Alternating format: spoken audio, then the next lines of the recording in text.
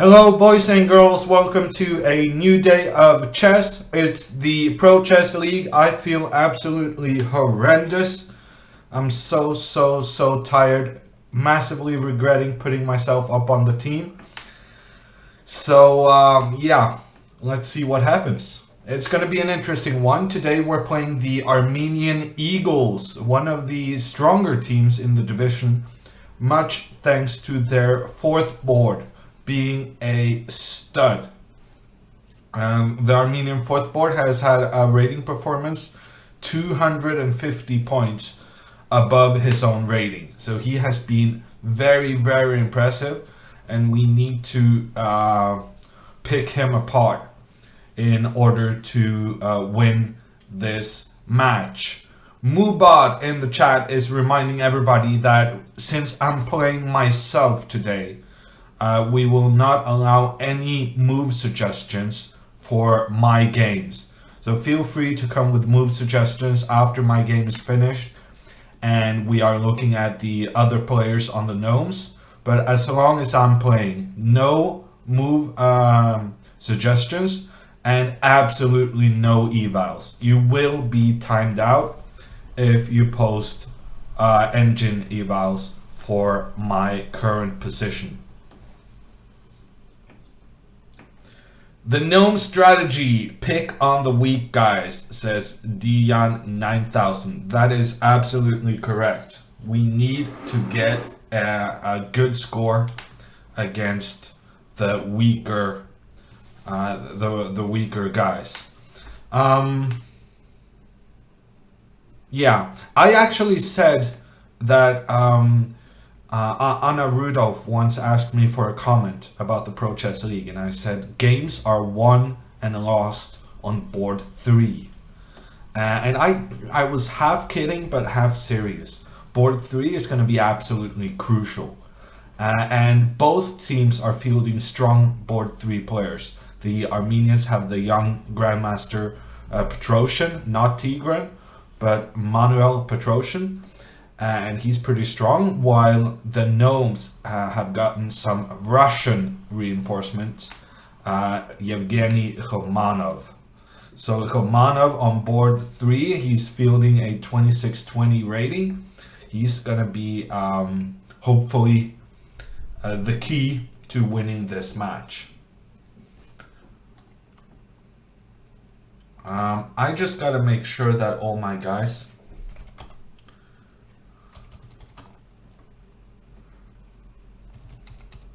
are ready.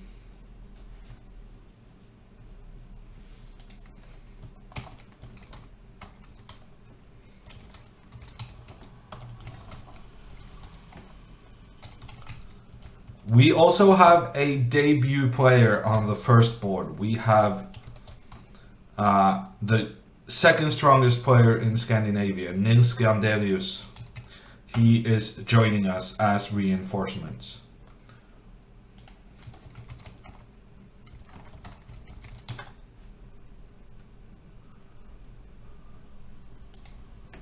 So my team seems to be set. Everybody is connected to live chat. I am online. I am looking at one of the games that started at 5 p.m. It's Nikons against Zuri. Yeah, it's so tight in the group. I mean, we are currently among the top 4 teams, so that we're currently in the running to get the spot in the knockout stages, but we have the same amount of points as the team in 6th place. And if all the results today go against us, we actually could end up in the relegation zone. So it's massively close, and we will really need to win this match in order to stay ahead of the pack and get that knockout stage qualification.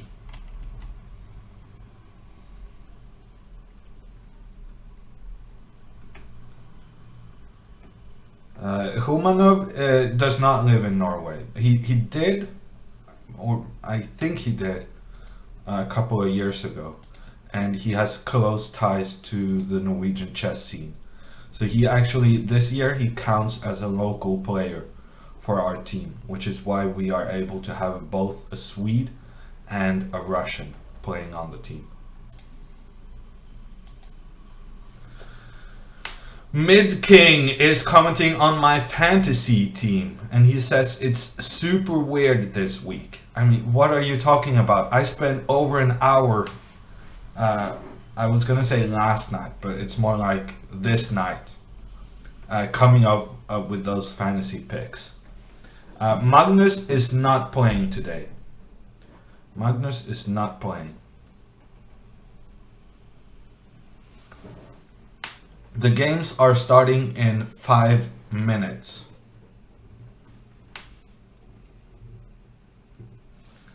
Gawain Jones over MVL. You're criticizing my pick of Gawain over MVL? I think that's going to be a super pick. I think that's going to be very, very clever.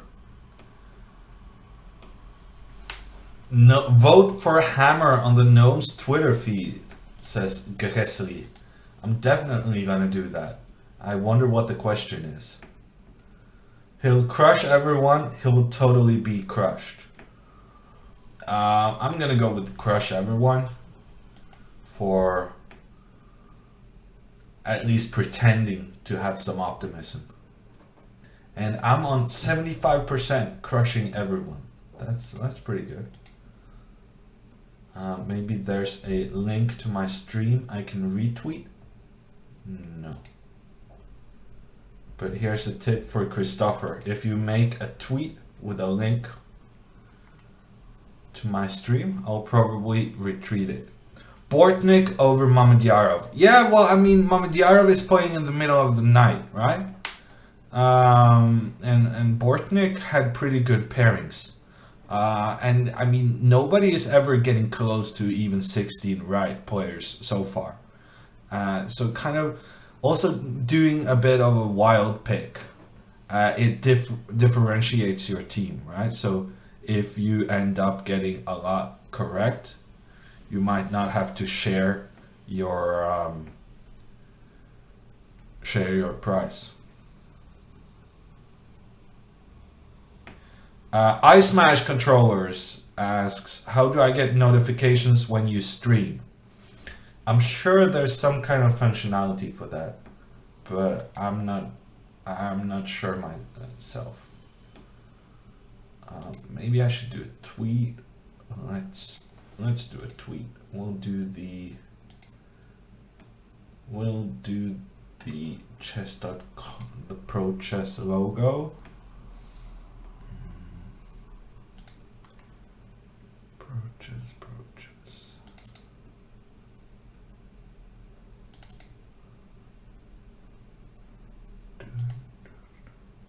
3 more minutes till start. 3 more minutes.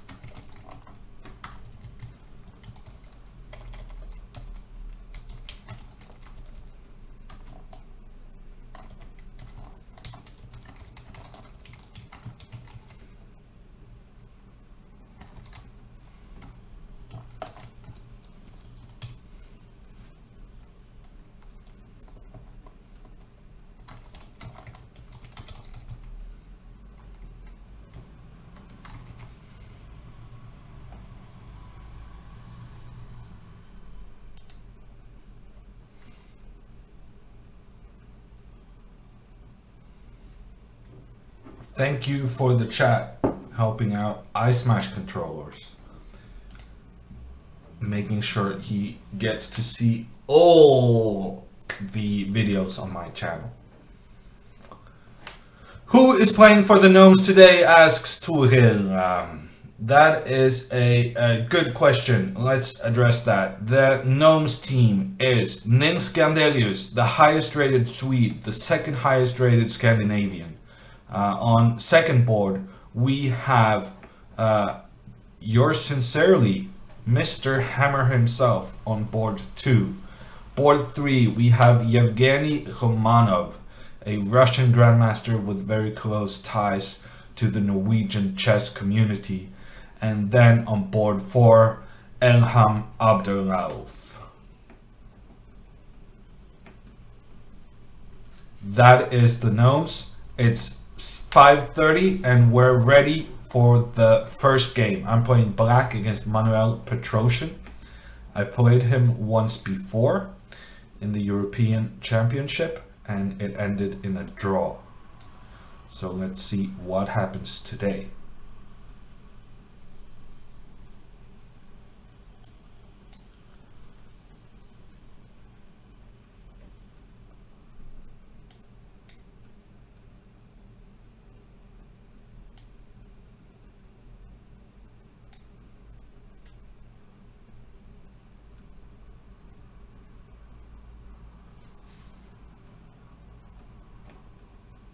So it's a Queen's Gambit declined. I played this quite a bit recently, but I always forget what the correct move order is, whether you should go with the knight first or the bishop. Somehow I feel it's the knight. But then I got crushed by Rapport. I'll go with the knight. I don't think it makes too much of a difference. I'd rather just make a decision rather than spend all my time thinking.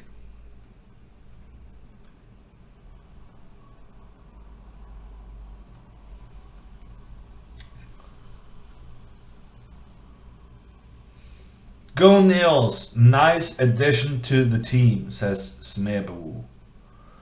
I agree. I'm very happy that I got Nils on the team.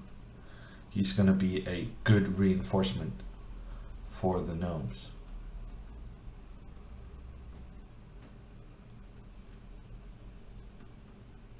Knight e2 is the fashionable way of playing this. And then knight h5 invites some trades. And then white is solid, but so is black. And we get an interesting game.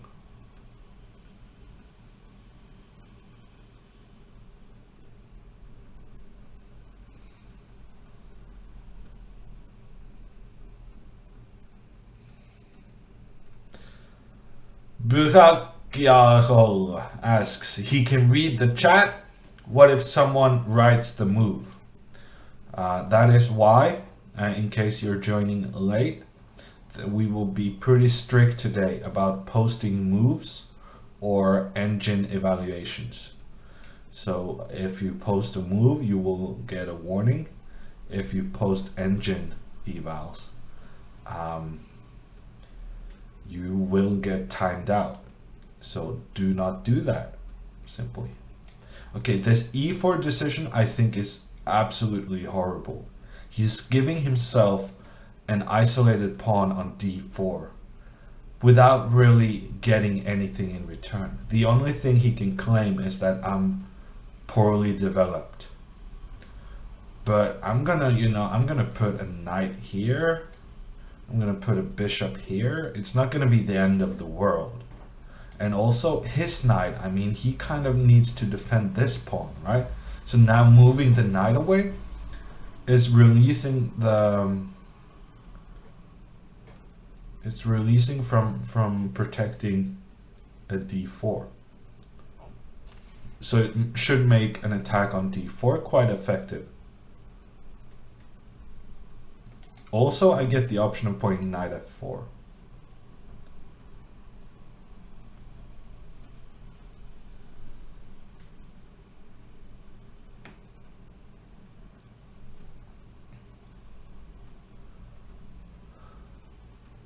Thank you to Samvel for subscribing. I actually turned off my sound so I didn't hear the thunder.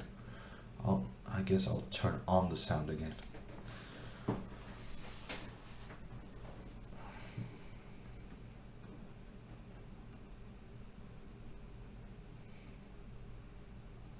My instinct is usually to take pawns, and that makes rook d8 so tempting.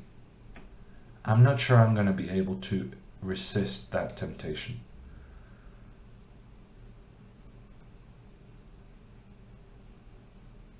Maybe I should have. Maybe he goes rook e1, and when I take, he takes and he gets a check. Yeah. Okay, that was a mistake probably. I got too greedy. It's not the first time. Probably not gonna be the last either. And now part of the problem is that knight f1, now he can go bishop f1.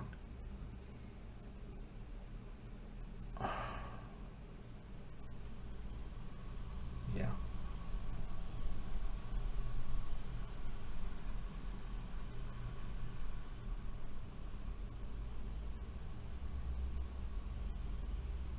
That was such a silly move. I should have just gone with the knight to capture the bishop.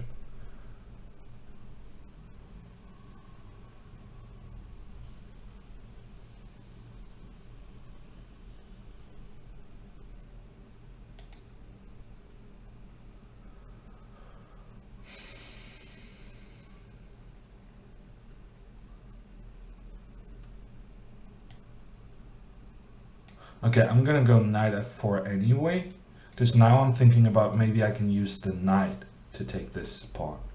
So if he goes bishop f1, I just drop my knight back.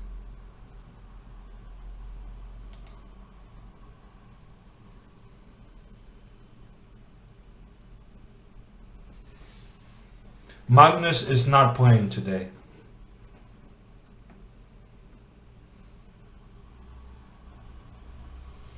Maiden3 asks, how much is the fact that you're streaming going to affect your play?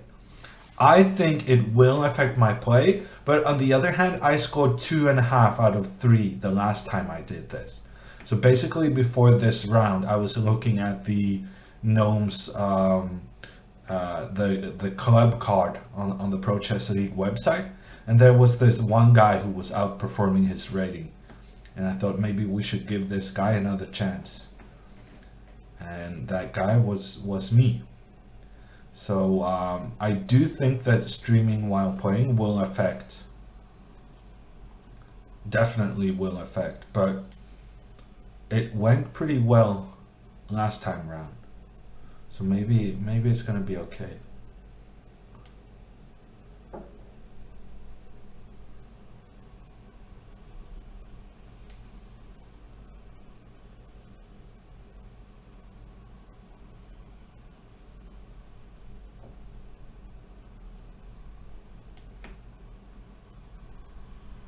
I'm gonna go queen f8. Queen c7 is tempting, but I like having the queen closer to the king. It feels like the only way I could get in trouble here with black is that he starts an attack somehow. And then I would rather have my queen close to the king, ready to defend.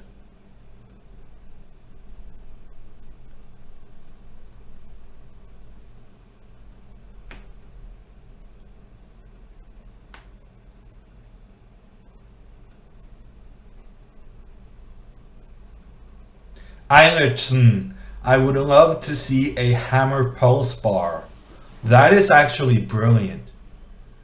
That is actually brilliant because they managed to get it on the Chess.com broadcast. Of course I should do that. You know what? After this stream, I'm going to mail the Fisher Chess organizers, and I'm gonna ask them how they did the pulse thing. And if it's easy, technically, I'm gonna do it. Why not? I'm gonna go for it. Do the pulse while playing? That would be pretty cool. Okay, this I think was a very good move. Now if I take, he takes back with the bishop. But on the other hand, this pawn is hanging. This pawn is hanging. So I can just take the pawn. Is there some double attack I should be afraid of? No, I don't think so. Let's just take it and see what happens. Take, bishop takes, rook takes d4. Unless he has something pretty concrete, I will play knight e6 on the next move, chasing away this annoying knight on c5. And if I manage to do all of that, I'm gonna be a pawn up.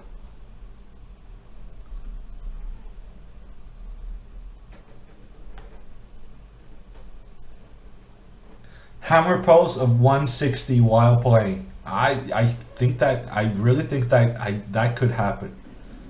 I really think that could happen. Thank you to Arnold for gifting a sub.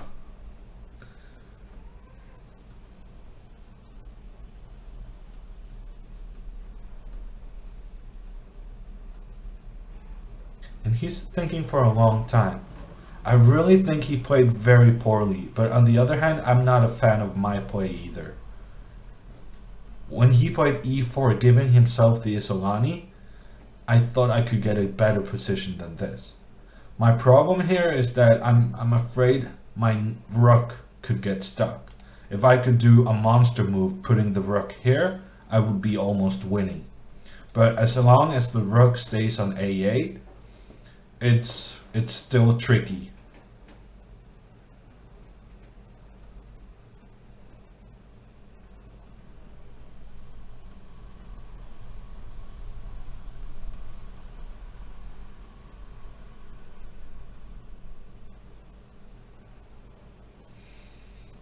Degen goes, grab the pawn. You know you're a pawn grabber like Jazz. Yes, that is true. Much like Yasser, much like Seminal, I really like to take the pawns I'm offered. And why wouldn't I?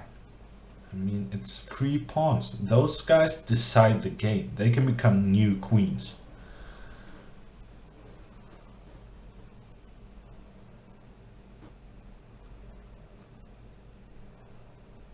He's really taking his time. I think he has to go with the bishop.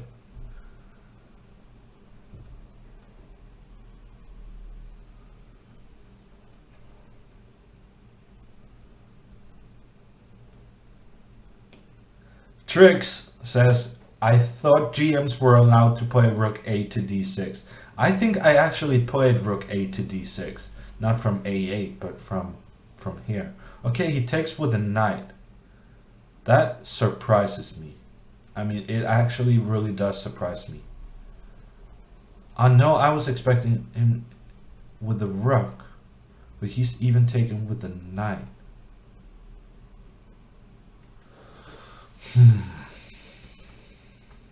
Okay.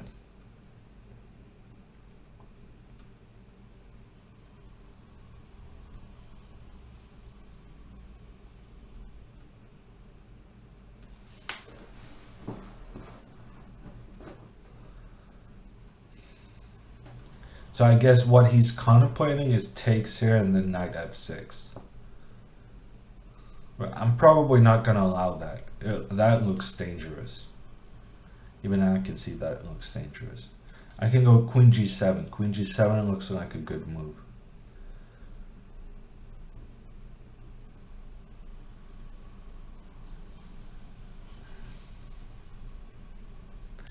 I could take and go bishop f5. But then my only concern is him going knight f6. Then check, up.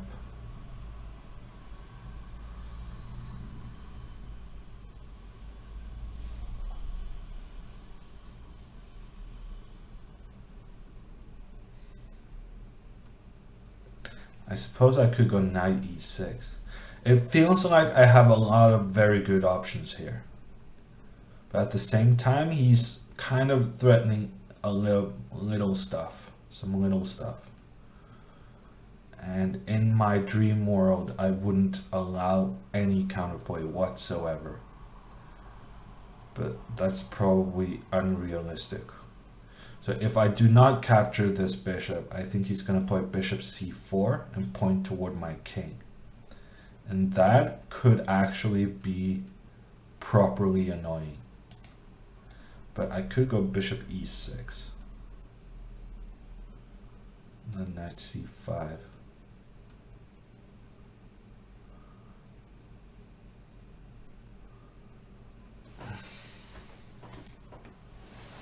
The safe move is to take on d3. But at this point, my position is so good, I might not want to play the safe moves. I might want to go for more.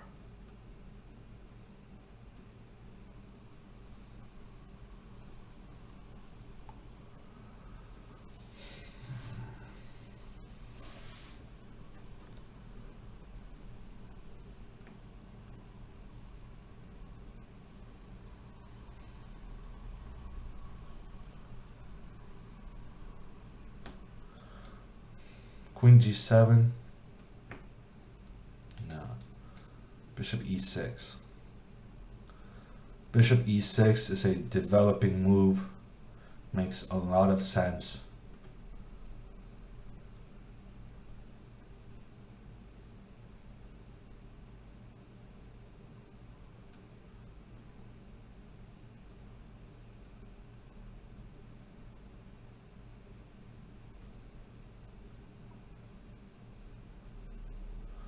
Then maybe bishop f1.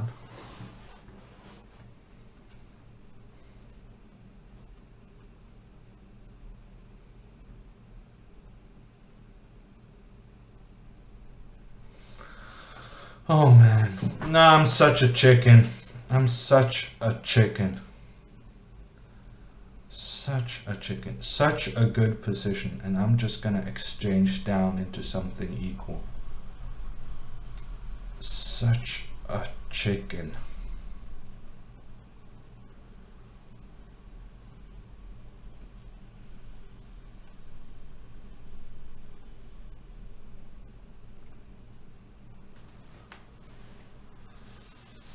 Such a chicken. There's actually one move I'm slightly afraid of here, but I'm not gonna say it out loud. It might bring me bad luck.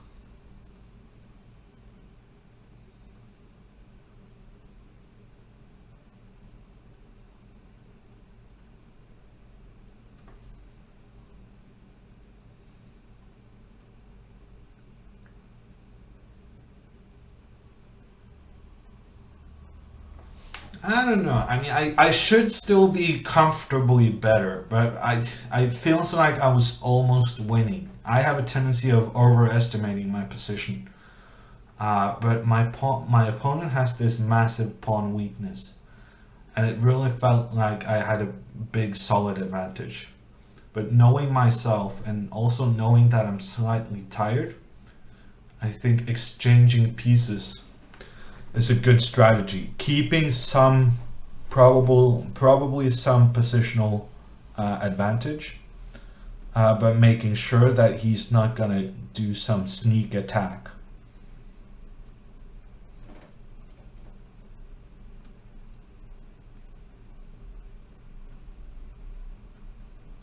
Okay, so he's doing rook to d1, and now I really want to do rook to d7.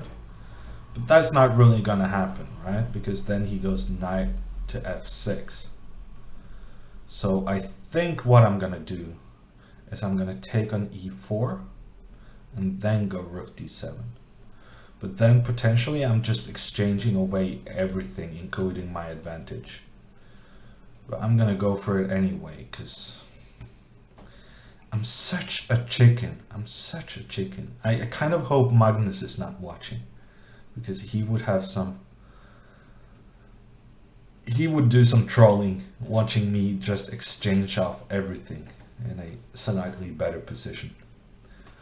But now he actually has a bit of a decision. Does he take back with the rook, trying to double on the e file? Or does he go with the queen, immediately doubling on the e file, but also enabling himself to go d5 next? He takes with the rook. And now my thinking is that I can go here. This was my idea. And then this one next. And now there's no chance he's exchanging off the d-pawn. And I'm just going to pile up the pressure. I'm going to do the Aliekin-scan on the d-file, all the pieces on the d-file. And then we'll see what happens.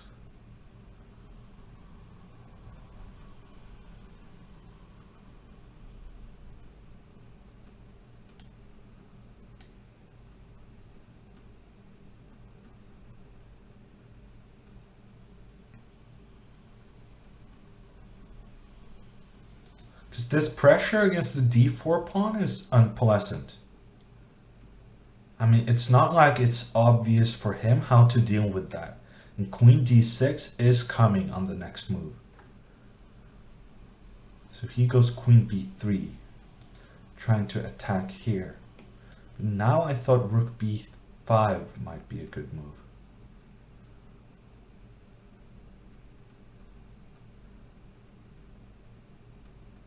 I'm gonna give it a go. Rook b5 looks okay to me. Protected by a pawn, putting some pressure on b2. I still got the queen coming to increase pressure. I'm a little bit concerned about that. I'm letting him double on the open file, and I'm not kind of pushing back against that stuff. But other than that, I think my position is pretty nice. Now I'm gonna go attack something. Because now I'm looking at this pawn. And I'm also looking at this pawn. Attacking two pawns at the same time, that's a very good strategy in my book.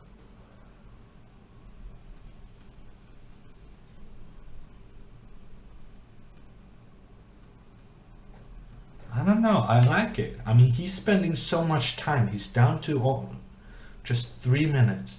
I'm attacking two pawns at the same time. My king is a bit weak, so I'm nervous about my king. But other than that, things are looking pretty good. Other than that, things are looking very good. So as long as he doesn't checkmate me, I have good chances of winning this one.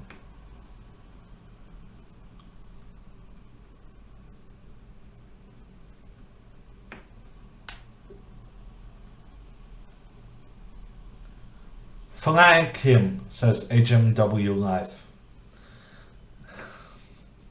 Sometimes you flag him. This time I'm doing the flanking, the pieces on the B file, coming from the flank and then into the center, dealing the decisive blow. When's the chess bra match? 6 hours, says Dion. 6 hours till the chess bras. But for now, we are focused on the Norway Gnomes playing a very, very important match against the Armenian Eagles.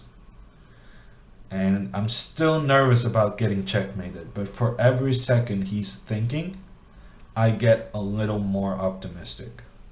Because every time he thinks, it means that he hasn't found anything he's happy with. And that's good news for me. That means no checkmates for white. Both Nils and Evgeny are winning. That is big, big news from the two other Norwegian sports. Well, I say Norwegians, but you know what I mean. Evgeny and Nils both winning. That would be huge. Okay, I'm gonna take this pawn. I took it a bit quickly because now I'm thinking I should flag him. I have a good position, but I also have some stuff going on the clock. So that is a quick decision, Maybe it's a blunder. But once again, he's thinking. So I'm guessing it's not a blunder. He cannot figure out how to checkmate my king. My strategy of playing extremely boring chess has been successful. Very successful. And things are looking good. H4. Now I want to go this one. I want to get the queens off. Because if I can get the queens off, it's going to be a rook endgame with a pawn up. And I always thought Magnus is very good at rook endgames. But I after a while, I noticed a pattern when Magnus does rook endgames. And the pattern is that Magnus tends to be a pawn up whenever he does rook endgames. So being a pawn up in a rook endgame, that is my go-to strategy.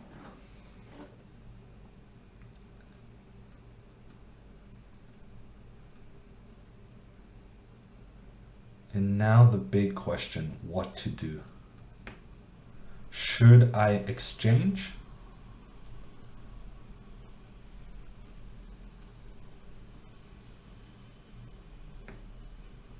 Or should I keep the pressure?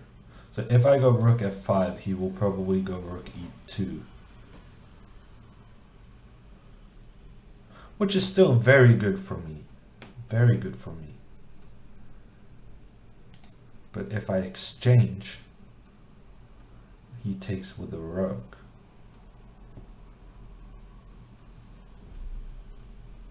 Now, and to me it feels like exchanging is good.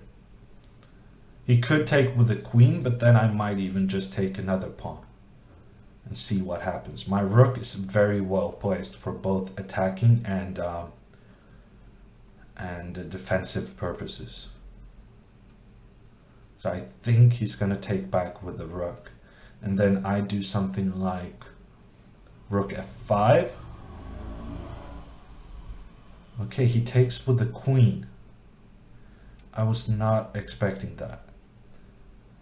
So what is he intending? If I take on a2, what move would be scary? Maybe queen d4.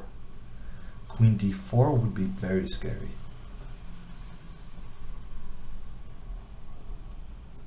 Yes, I should be careful not to do too much.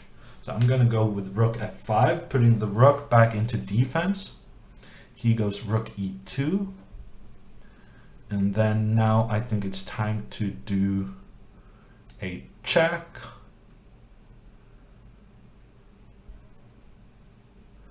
And then another check.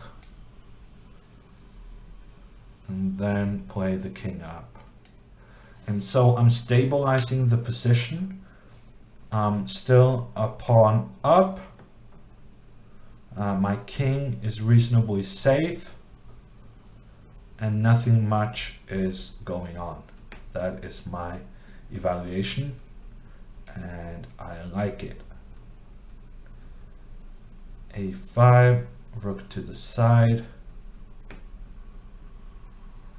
He wants to go rook d7. It's probably a good idea for him. I want to exchange queens. I really want to exchange queens. How desperate am I to do that?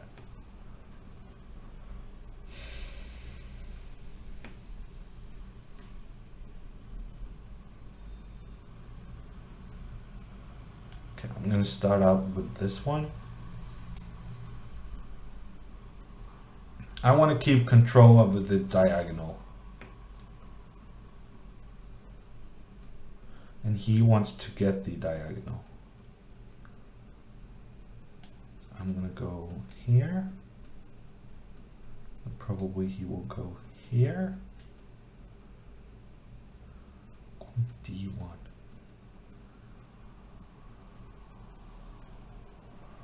I don't really know. I'm not sure how to make progress. But on the other hand, it's not like he's doing much either. But he can just sit there and wait. I'm gonna play h5. I think it's gonna be useful sooner or later. And now he's doing king g2. I'm gonna go here.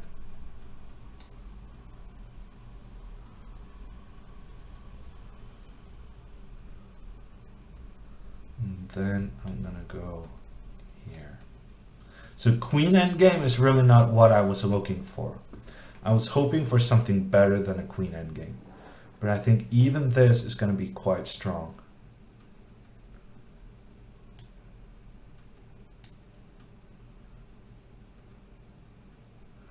But maybe I just have no understanding.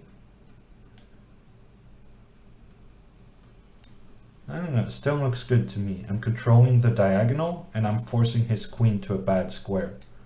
And now I'll try to create a passed pawn.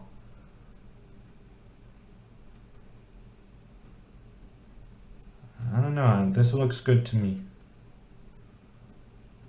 Looks pretty good to me.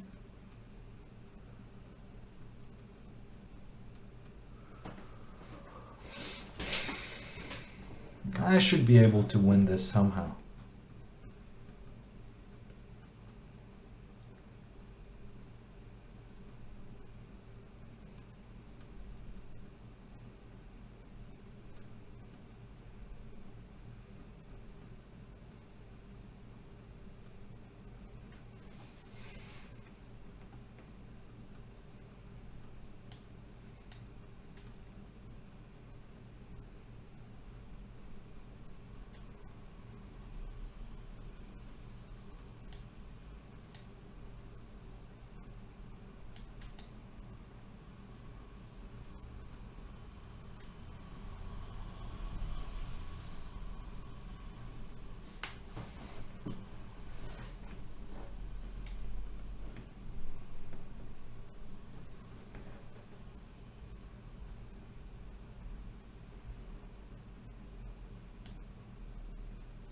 There's no checks, right?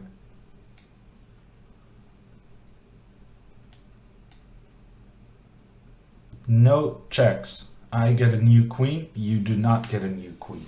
And it's a win. It's a win for the Gnomes.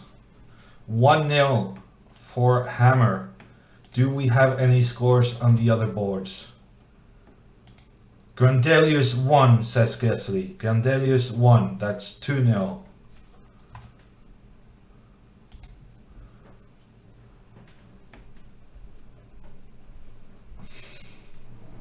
Distant Fire heard a clap and came back here.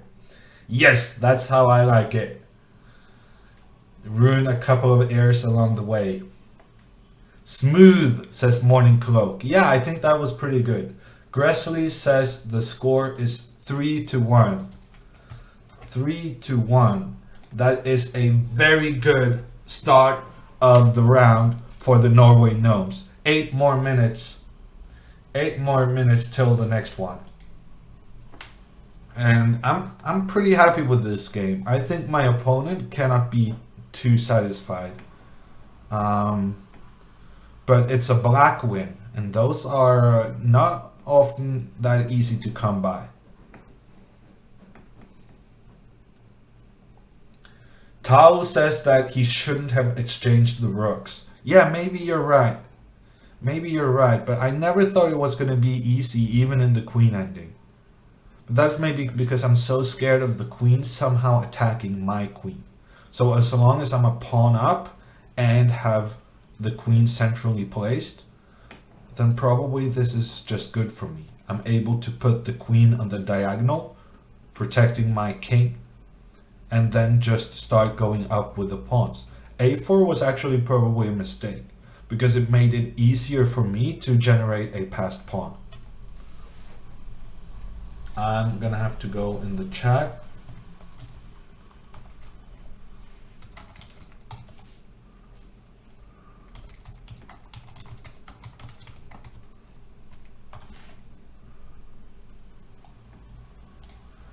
And make sure that Nils is ready for the next one.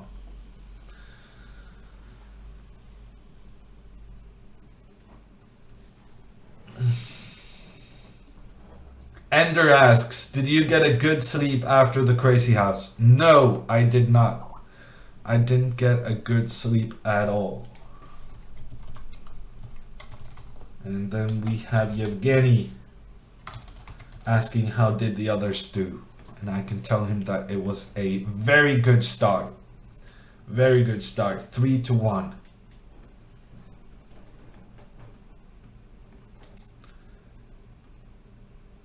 Shera asks,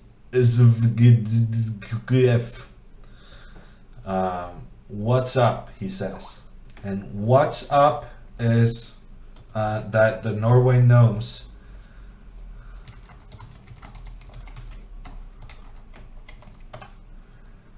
is up 3-1.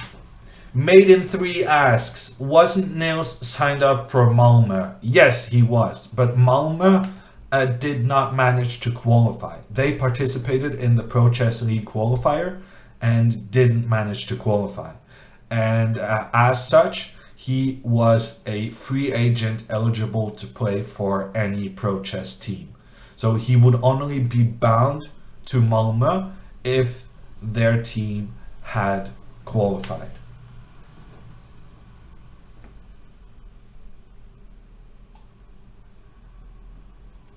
The Gnomes proving they don't need Magnus.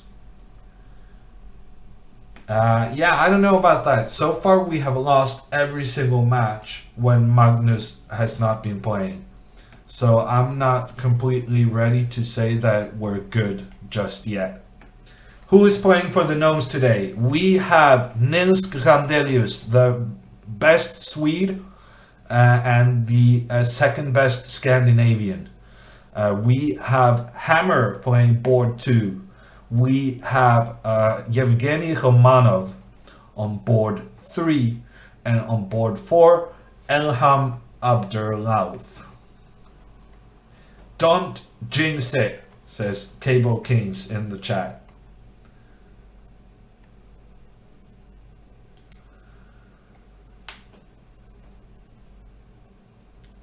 Who is Hammer? That's a good question. The Hammer is actually currently one of the top scorers for the Gnomes. I was taking a look at the kind of team list, and on the team list there's also the performances, the rating performances. And this Hammer dude had been doing so well. So I decided that let's go with him. Anders asks, aren't you the number 2 in Scandinavia? And I used to be. I was number 2 for a very long time. But playing poor chess has led me to being not even number 3, because Peter Heine is also ahead of me. So now I'm number 4. Carlsen, Grandelius, and then Nielsen Hammer. The Hammer is the famous Norwegian streamer, says Cabos King. AEB asks about preparation. Do you prepare for the games? No. Probably I should, but I don't do that. I don't do that. Hammer top scorer. Can't touch this. Sounds like a law firm, says Fancy Play, about the Scandinavian top guys. Carlsen, Grandelius, Nielsen, and Hammer. I don't know. I had this deal going with Peter Heine that if we ever make a company, it's gonna be Nielsen and Nielsen. Because my middle name is Nielsen. So it's gonna be Nielsen and Nielsen. I hope we manage to do that sometime. I think that would be a brand that's gonna last several lifetimes. Nielsen and Nielsen. 4 out of 4 question mark, asks Cabo Kings. This is the same guy who just said don't jinx it. Wow.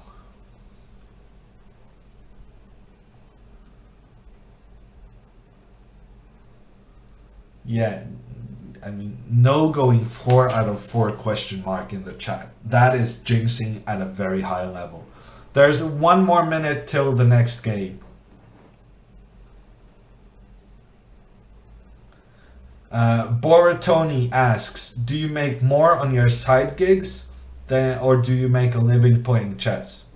And the thing is that I make a living doing chess full time, but playing chess I would never manage to make a living. I'm not good enough.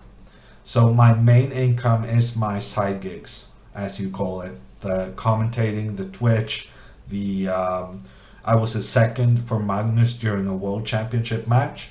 Those stuff are more lucrative than playing myself, because it's difficult playing chess for a living if you're not top 20 maybe. So now I'm playing against the number 4 Armenian guy, Artak Manukyan. And this is a very tricky guy, because we have been playing against each other many times in the Arena Kings tournament, and he beat me twice this past Thursday. So he's probably not afraid of me. He thinks that he can beat me, and you know, he might be right. I'll try to prove him wrong, but he might be right. So he goes a6. Magnus played this quite a bit. So I have a vague idea of what to do. Let's take on d5, making sure that he doesn't just win the pawn on c4. We go bishop g5.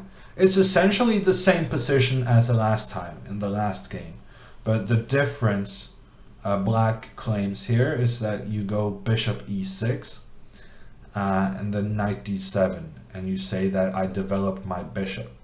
Now e6 is not the most amazing square for that bishop, but it's okay. It's okay.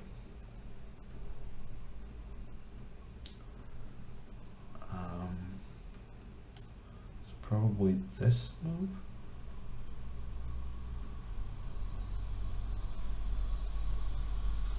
So black's idea is to go h6 and g5, and then knight h5 to trap the bishop. So even though it looks kind of innocent, it's actually pretty aggressive.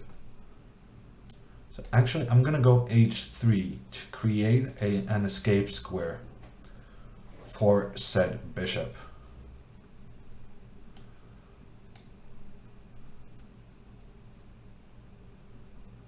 And then we're just gonna play a game of chess and see who wins.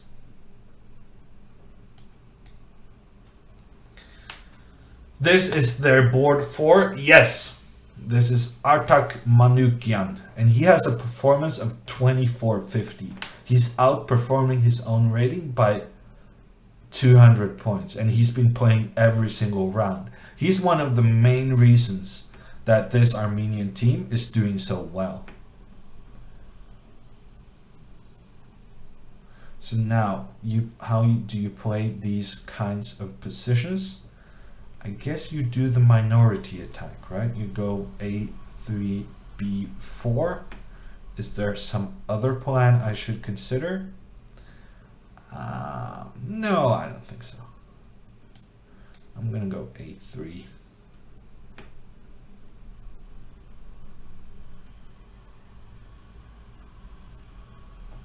So I'm not too afraid about him taking this one. And normally I guess I would be, but at the moment if he takes this one, the bishop on e6 is in a bit of a bind, because I take back on f4 and then I go f5, which is a bit annoying for him, I would say.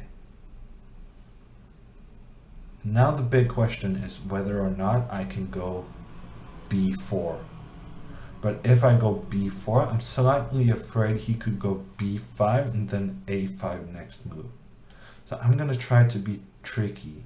I'm gonna go knight d2, intending b4, because then if b5, I have knight b3. So now probably he should go a5 to stop b4. And then I don't know what's going on. then we got ourselves a normal game. Okay, but he didn't do that. And now I go b4. If b5, then knight b3. I'm reasonably happy. And I got my pawns going on the king side, and it's difficult now on the queen side, and it's difficult for him to do something on the opposite flank. Maybe I should take on d6 soon. Maybe even I should have done that on this move, but I think it's fine. Yeah, knight back to f8. And now I think maybe I should just go, not that one. Knight b3 and then go up here. Looks pretty good to me. Should I wait capturing on d6 until he goes knight g6? That's a big question, and I'm not sure what the correct answer is. I'm gonna go knight b3 and see what happens.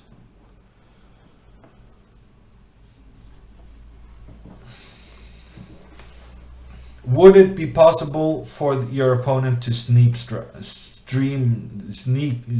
snipe you? Asks Ender. Yeah, I guess so, but I'm not sure he's gonna feel like that's to his benefit. I think having your opponent's voice in your head is gonna be very, very distracting. Yeah, so I should have taken this one on the last move, because now he takes back with the rook. Yeah, I really should have taken this one on the last move.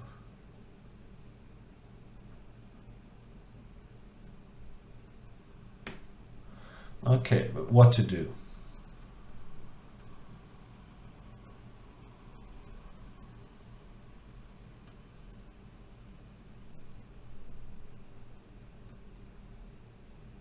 Okay, I'm gonna go here.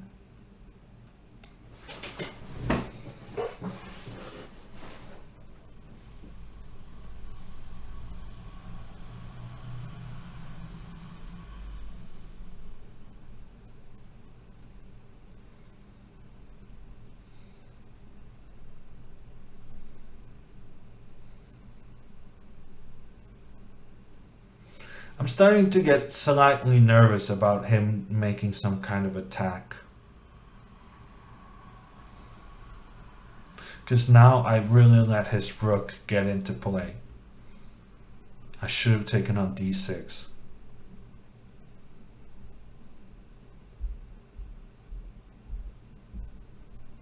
Ah, but this is a good idea.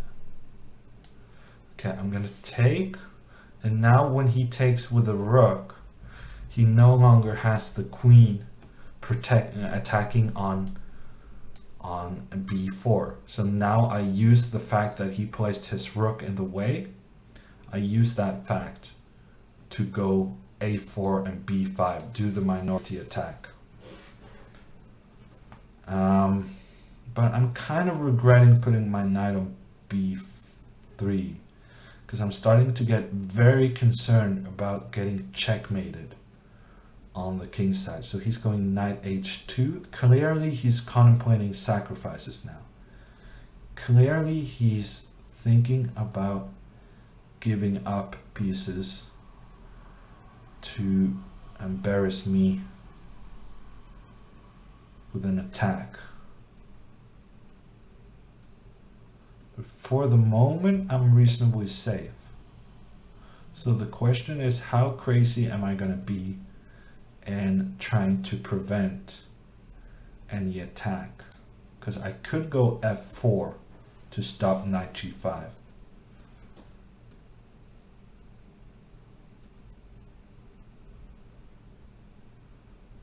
That would protect my king, but it would seriously weaken this pawn on e3.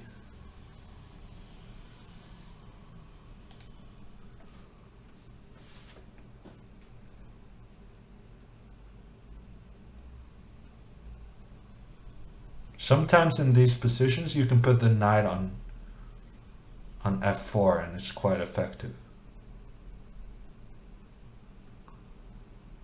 You know what? I'm gonna do that.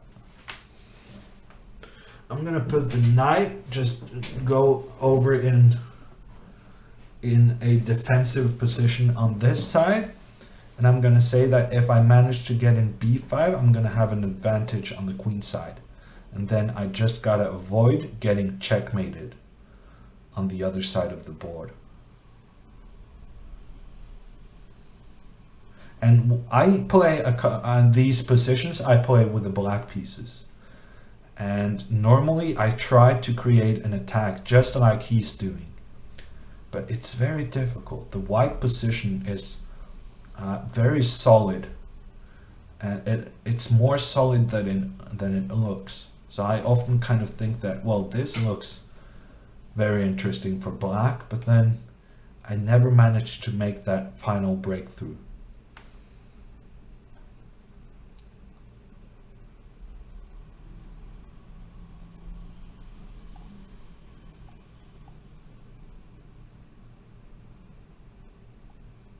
This is what my life has become, says HMW Live. I watch chess on Valentine's Day. Happy Valentine's, everyone.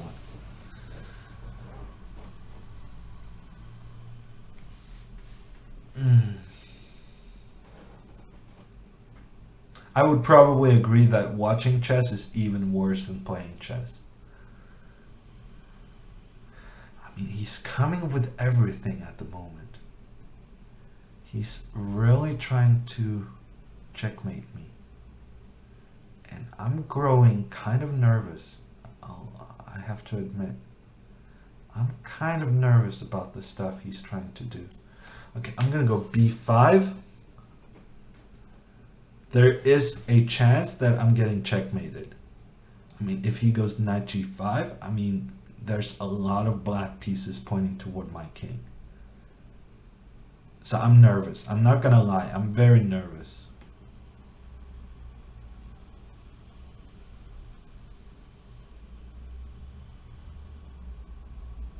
But I think if he goes knight g5, I go knight f4. I don't see the breakthrough for him. And in the meantime, I'm creating pawn weaknesses on the other side.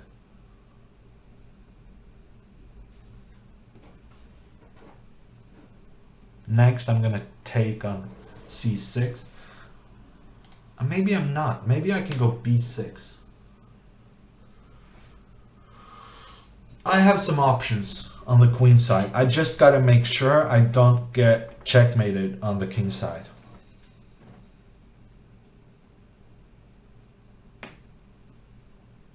Watching good chess is a million times better than playing bad chess, says Boobo.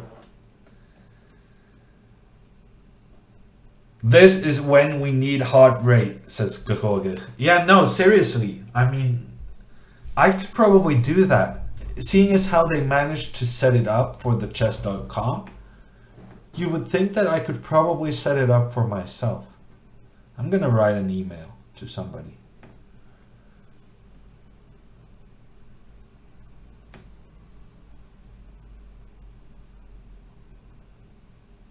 Do that, Hammer, says Kisakil. But on the other hand, then I would reveal that my heart rate is probably even worse than Hikaru's. And it's going to be jumping like up and down. I'm going to reveal to the entire world that I cannot control my emotions. And it affects my heart rate while playing chess. That is my hypothesis.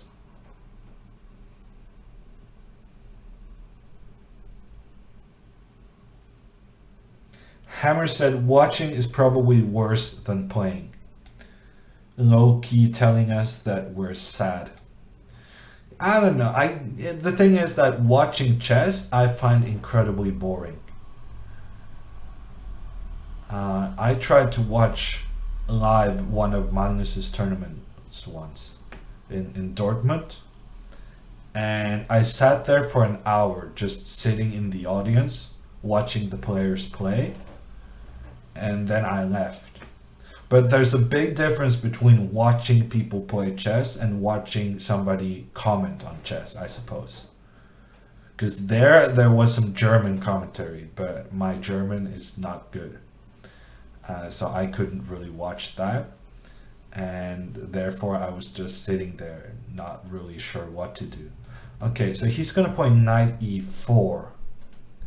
He's going to play knight e4, and that's going to be a reasonably effective move, because e4 is a really good square for this knight. So I kind of stopped the attack on the king side, but I also ruined my own pawn structure. And I'm starting to think maybe ruining your pawn structure was not such a good idea. Probably not a good idea. And what am I going to do with this knight? I'm going to play queen e1. I like this move. Queen e1. So I'm taking away this square for the knight. I'm also taking away this square. And then I'm going to go f3 on the next move. Or do I need to still...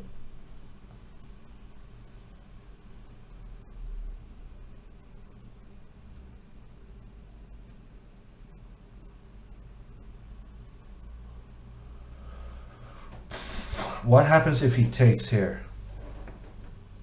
Takes back.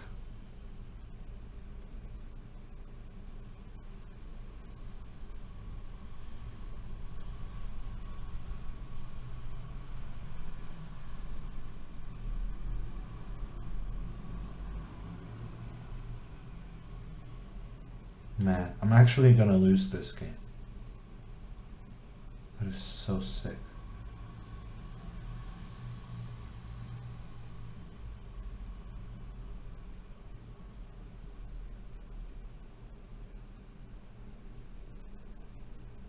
Okay, I'm gonna do some quiet time.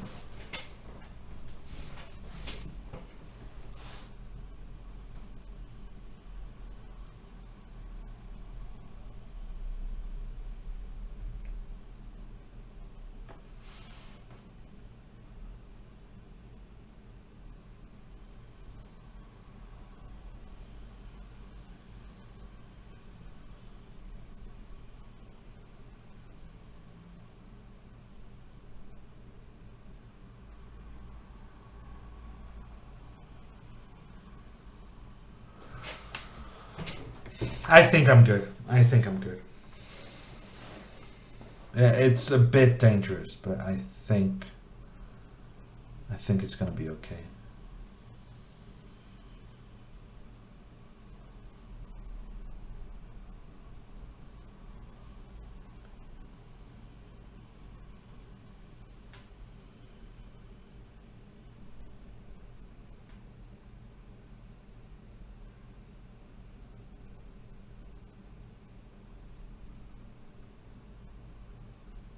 Yeah, I'm good. I'm good. I'm good. Okay, he goes back to d8. That's not going to be the most challenging move, but he's freeing up the d6 square for his knight. So now he's just playing a positional game. And then there's a question, how am I going to win this? And the answer is probably... You're not. The answer is probably that this is very, very tricky. And it's going to be seriously difficult to win. But maybe I can do rook a7. Rook a7 looks interesting. Rook a7, maybe he can take on b5. I take back. Normally that's good for me. But this pawn structure is not necessarily fantastic. Okay, I'm gonna go here.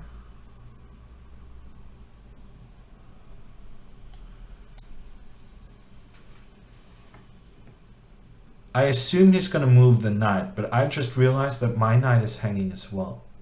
So taking this one, taking back, I have Quincy 2, I guess. Okay, so he's moved his knight, and now I'm gonna go g4.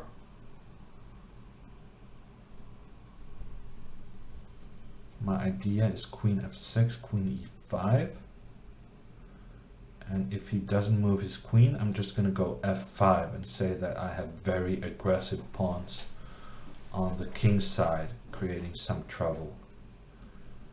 I don't know how I'm doing. Ah, yes, queen h6, queen h4.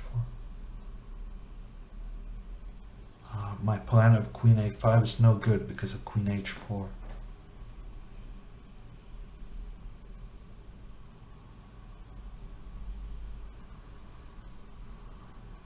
Ooh, that's very bad news.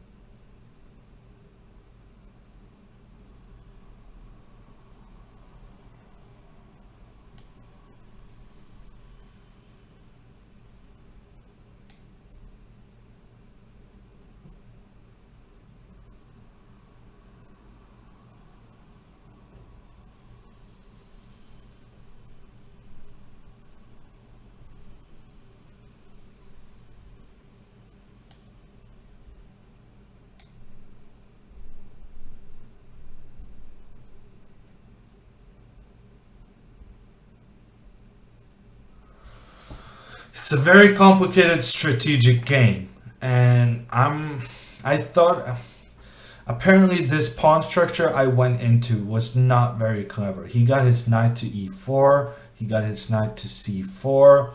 It feels like if I'm able to stabilize my position, I will probably be much better. But for the moment, he's creating a lot of threats. I was quite scared of him sacrificing an exchange to get the two passed pawns in the center. So I was pretty scared about that, but he didn't go for it. And as of now, I managed to go queen f2, which was my idea, without losing my pawn on f4. The bishop, the black bishop, is currently very, very poor. It's being blocked by the white pawns and also the black pawns. So it's being blocked by his own pawns. It's being blocked by my pawns. So if I manage to stabilize, I think this is going to be a very good ending for me.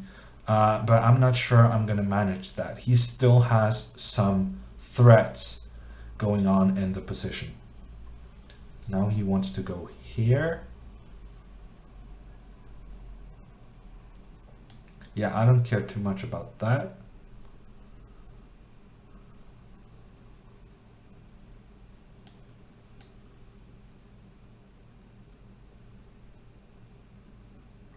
I really want to exchange off both rooks, I think.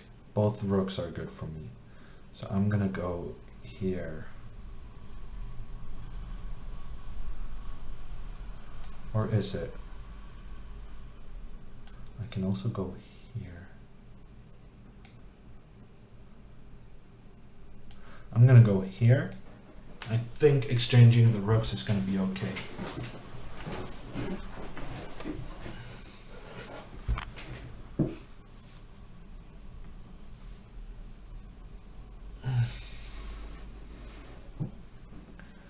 And he goes rook d8. So I think clearly he's intending to go queen f6. If I go queen h2, he will go queen f6 and attack on d4. And preferably, I would like not to allow that. But on the other hand, he's also intending to go queen f4. So I gotta make a decision. I gotta decide what am I more afraid of. And to be honest, I'm not afraid of this queen f4 at all. Not afraid of that stuff.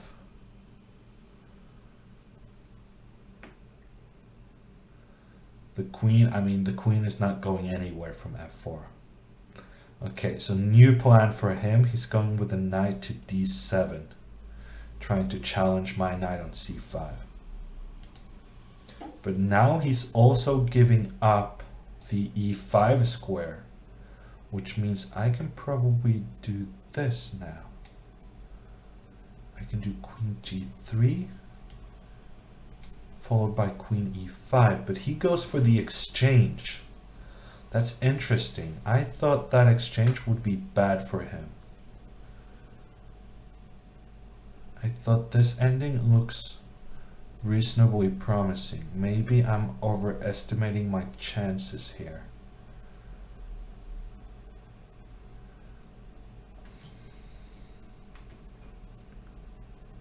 I could avoid the trade. Normally when you are when your opponent is cramped, you should avoid trades. I'm gonna try to avoid trades now.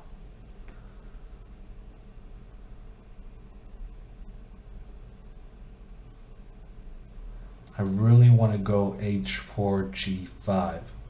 Those pawns are gonna create some big trouble for him. Now I'm gonna do this. Maybe if I go there, he has c5.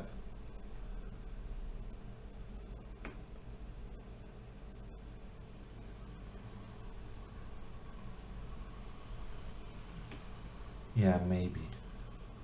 Okay, so I'm gonna go here instead.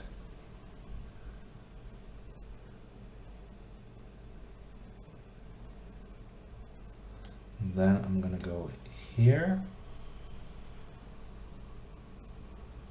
Piling up the pressure on the c6 pawn.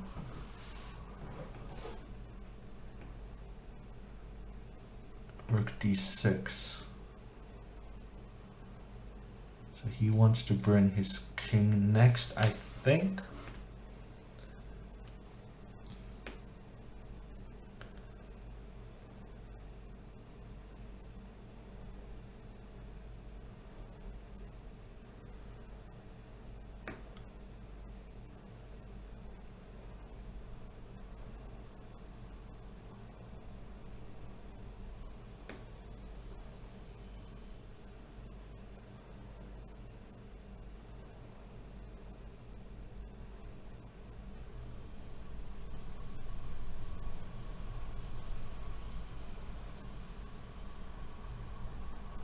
Okay, I'm gonna try something funky. I'm gonna go here and then here, I thought. But still he has the c5 move.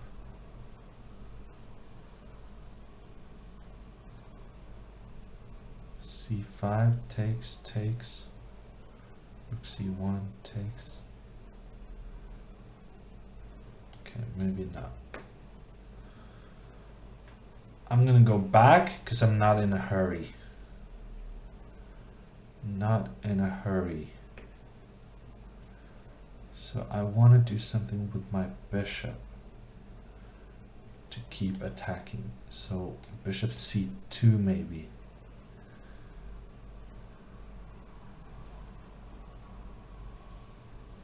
Now probably king e7.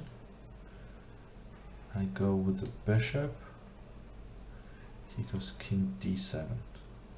I may have made a mistake allowing that. But now I'm gonna rush the pawns and see what happens.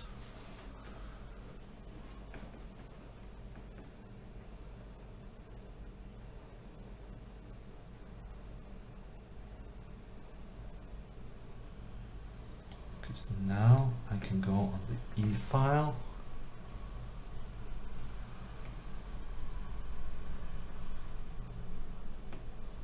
There's a lot of pressure on him right now. A lot of pressure coming his way. I mean, he basically cannot move a single piece.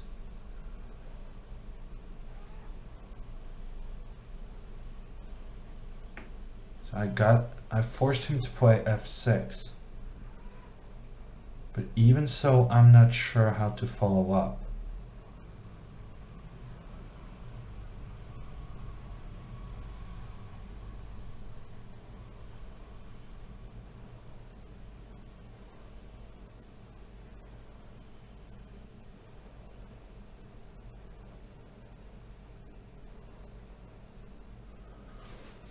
And now I'm getting low on time as well. I really wanted to keep that time advantage. But I don't see how to break through.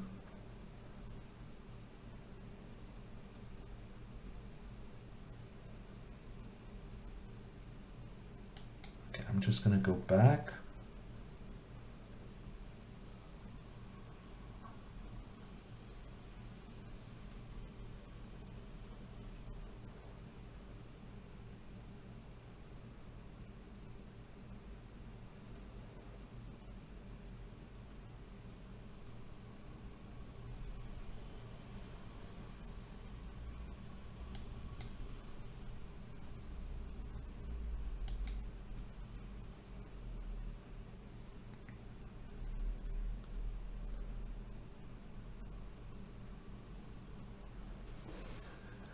I'm just trying to be tricky.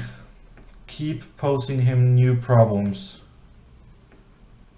Keep making it difficult for him. Maybe I made a blunder. This move I had not anticipated.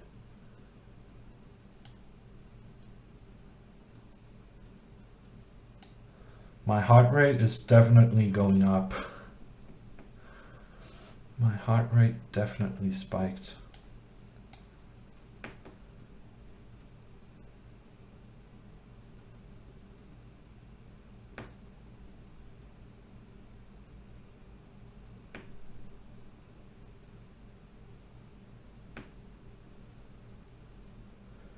I honestly have no idea what's going on. My next move is probably c6.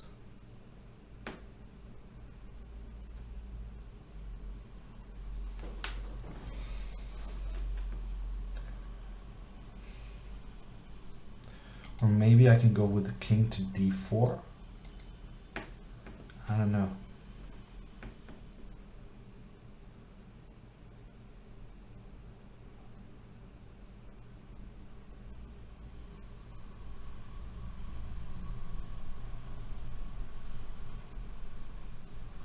I can take this one, but then he takes an a5.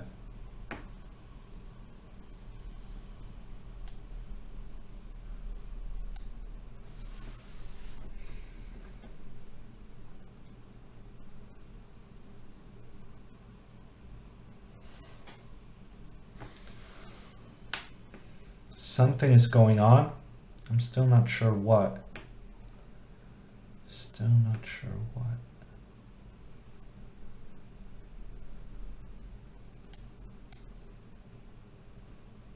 There he could have taken on c6. I think that was a mistake.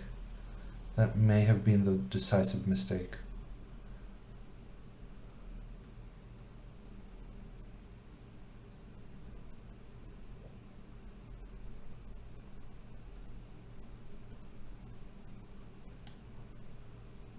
I'm gonna go here.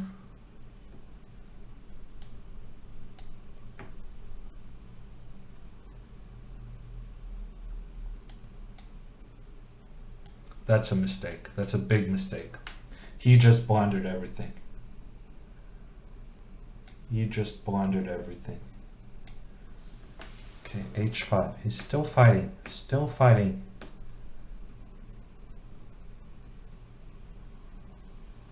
That's good fighting, actually. That's very good fighting.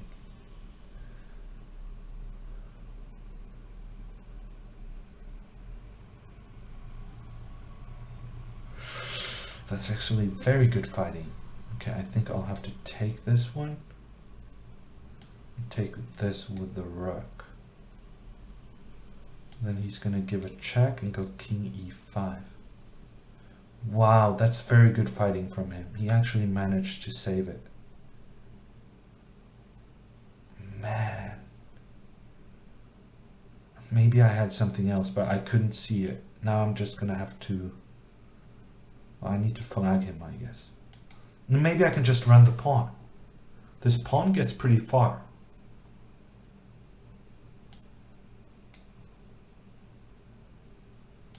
Pretty far up the board.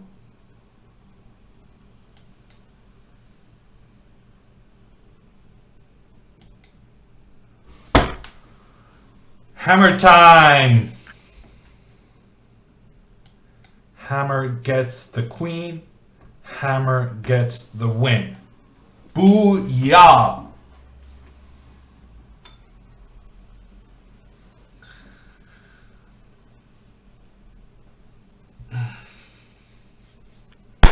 Okay, I'm pretty happy with that one. Pretty happy.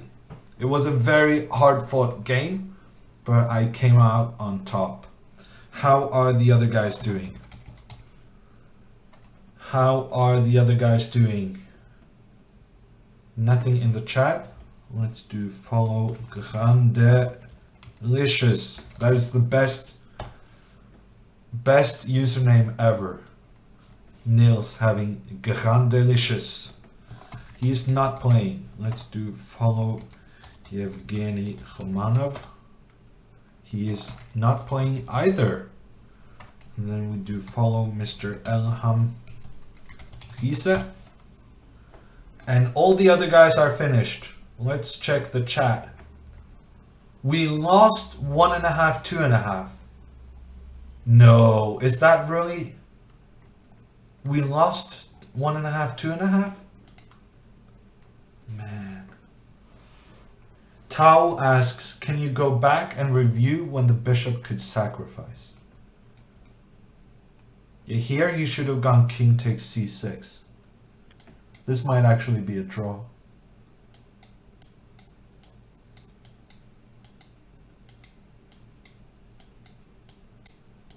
I win this pawn, but I think it might still be a draw. Probably this is a fortress for black.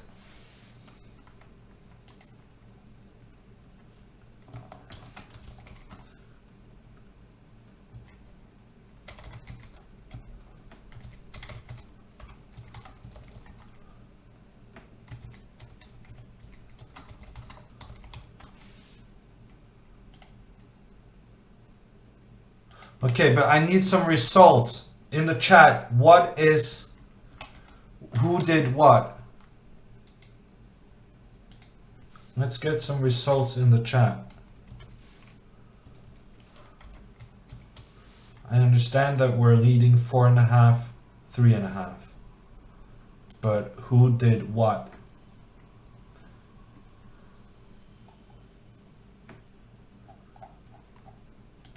How about 40 bishop b5?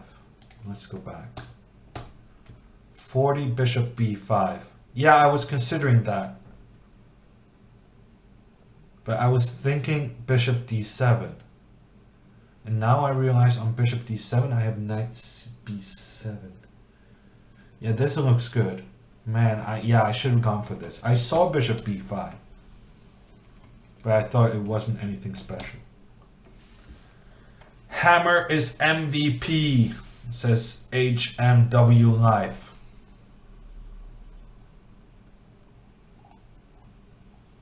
Nils drew and the others lost. Okay, so Nils played against Petrosyan. Nils played against Petrosyan and drew. With the white pieces, and Romanov lost against Andriasyan, probably. No, yes. Okay, so Andriasyan is on 2 out of 2. The Armenian board 1, so he's going to be a very tricky fellow. Leading 4.5, 3.5 is not a secure lead at all. We did a great job in the first round, but it's going to be a fight to the finish line.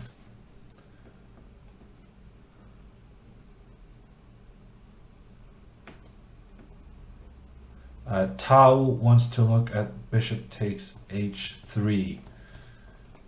Yes, so this was the situation. Bishop takes h3. I was intending takes, queen h4, queen e3, check, king h2, and this looked pretty scary after something like knight f6, but I think in the end I decided that just queen f3 keeps the king protected, and also I have this bishop threatening the rook, and I'm a piece up.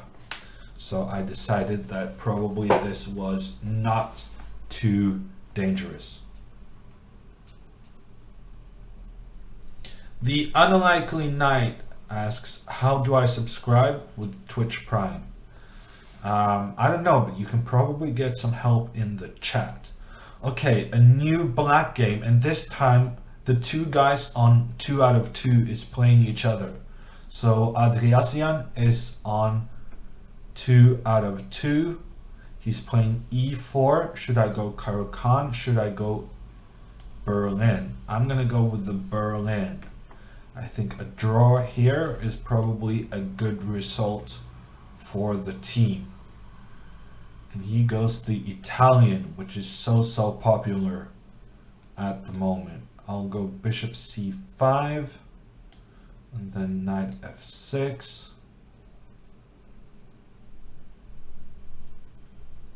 Yeah, this is all the rage at the moment. The Italian having a resurgence of popularity. And I have not been paying too much attention. So I don't really know what they're doing these days. I'm always scared about some bishop coming to g5. But let's go hide my guy down here.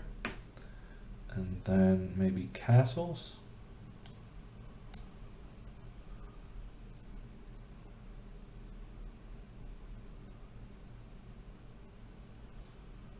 And then d6.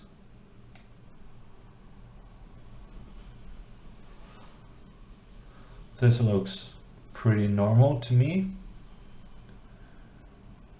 Looks like a pretty normal way of playing the Italian. I can go with a knight to g6. That's what all the good guys do, I think. But then it's kind of annoying that he gets d4. But the way he's set up, he's not really prepared for d4 anytime soon.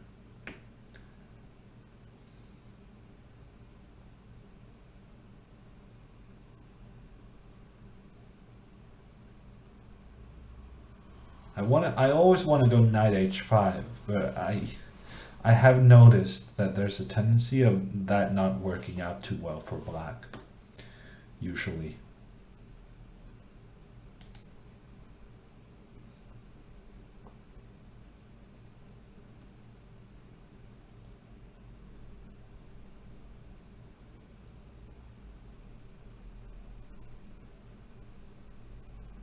Also tempting is stuff like this. There's just so many plans to pick between in the Italian. And it's really tricky finding something that you're entirely happy with.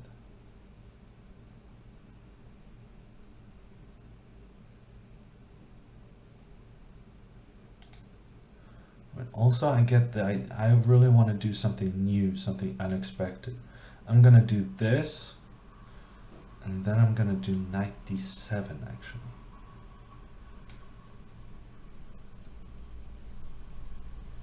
Because now he doesn't have knight g5, which could have been annoying. He goes knight c4, threatening knight g5 maybe. But I can go d5 if I want to. d5 takes, knight e3. You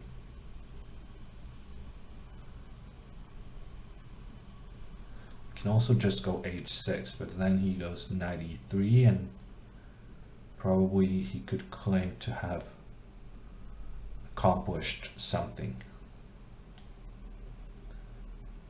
Yeah, this was my plan when I did this, so I'm gonna do it.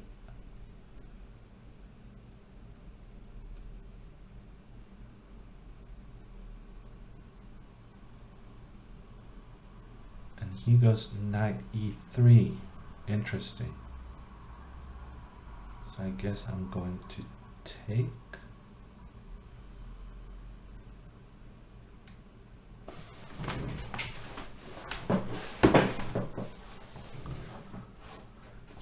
takes back.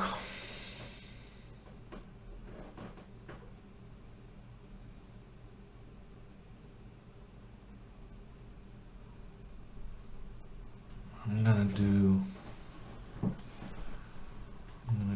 f6.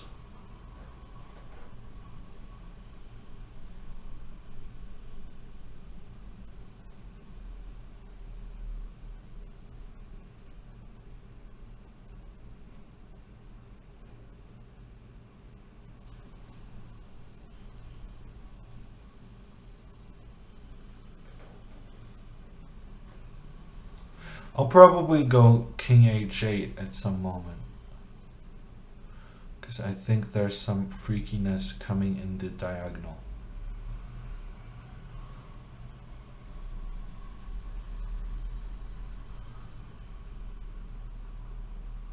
So he has a very good square for his knight on d5.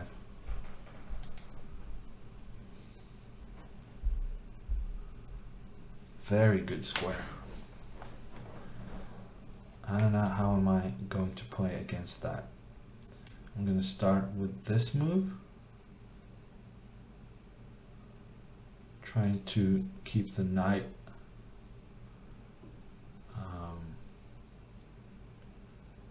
looking at the d5 square. And now my next move is going to be putting the queen on f7. So he goes bishop b3.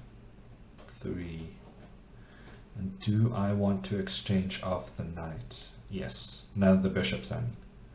Yes, I would like that. And then I'm gonna go queen d7.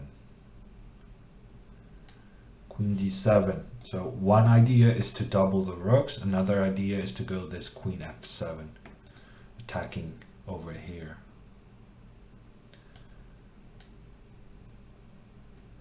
Still not that one, but this one. This one coming on the next move. I think I'm solid. I think I'm solid.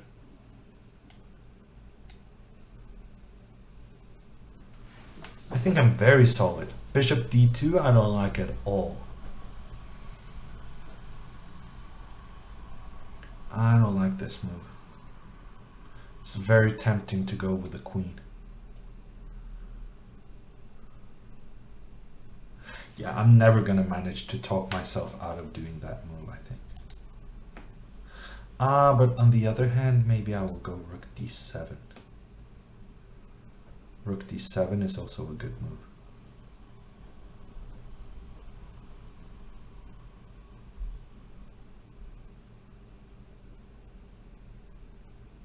Nah, I'm gonna go here. I'm gonna go here.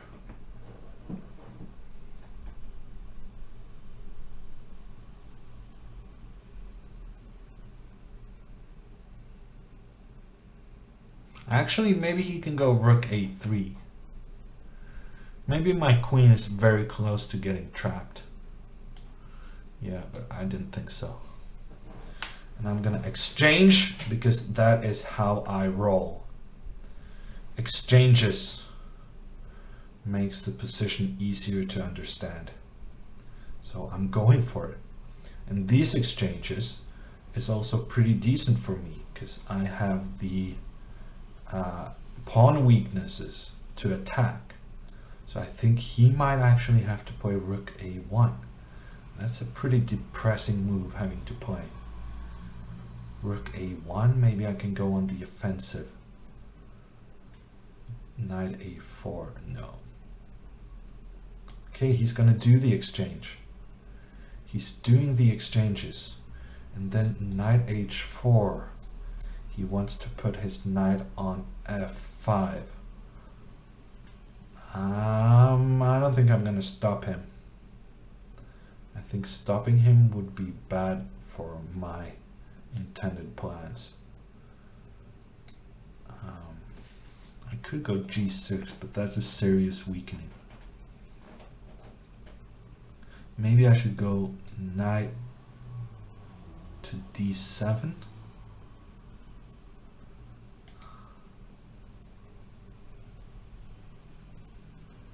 Knight to d7, and then make sure I get to trade one of his knights. I'm gonna do that. It feels the safest to me. Playing the knight closer to the king.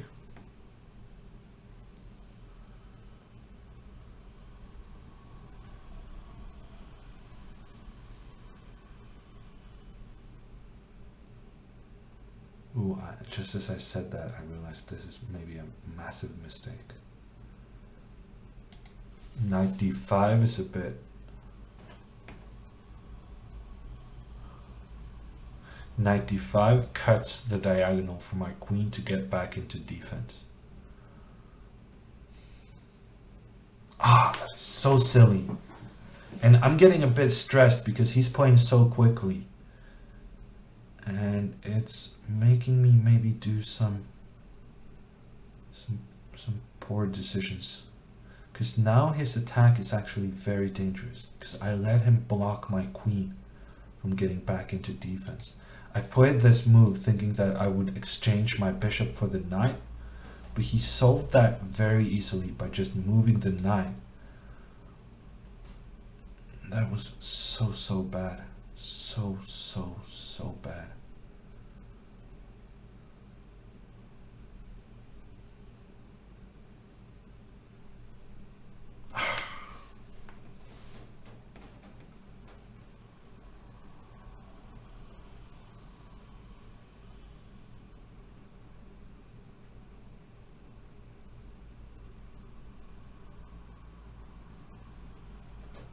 Yeah, I think I'm lost actually. That went really downhill really quickly. I think this move just made my position go from interesting to lost in one move.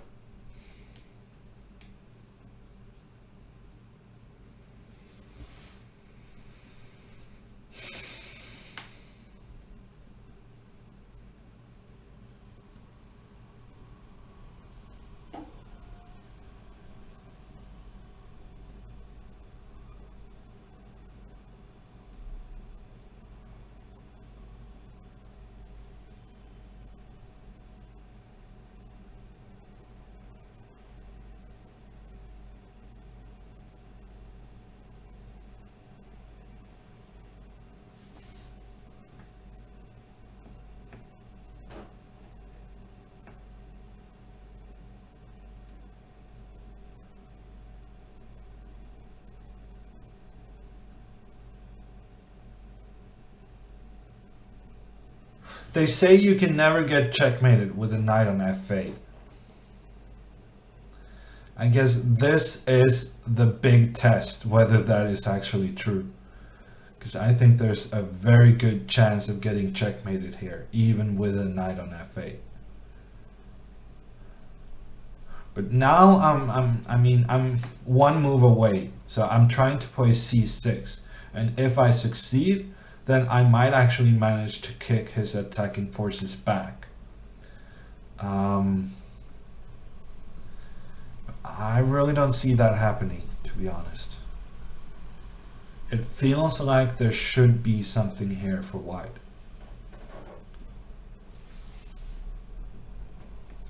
White's bishop sucks so bad, says Cake or Death. I get the Eddie Izzard reference. We should have more Eddie Izzard references in the world.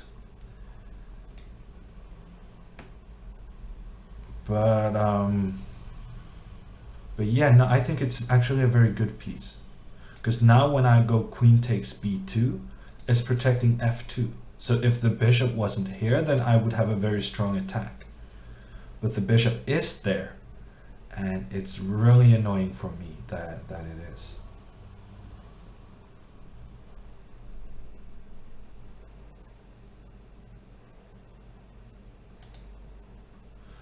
He's going knight f5 maybe.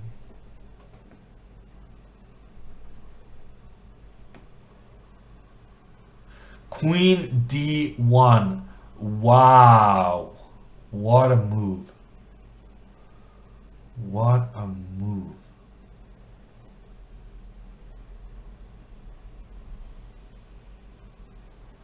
I guess I have no choice. I need to stop queen d5 check.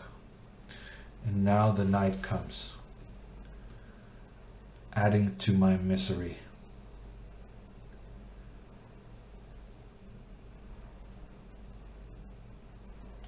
I'll go here.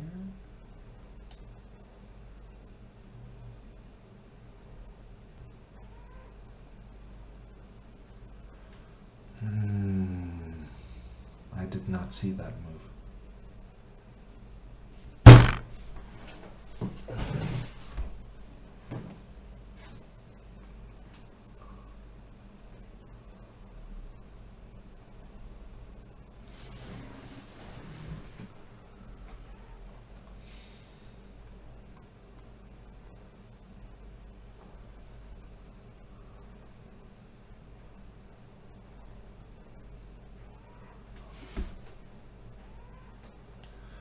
That's depressing, just going back, giving up this pawn. But if I had taken his knight, then there would have been queen b3 and smothered mates. So I just lost a pawn for absolutely no reason. And that was a pretty big pawn. Pretty big one. So I guess it's time to play g6. It's such a depressing move having to play it, but judging from this tactics he was creating on the diagonal, I probably have to do it sooner or later. But now, compared to the last, I mean, when I played queen c7, I just gave up this pawn for nothing. So now he can go queen d5 and have a winning endgame.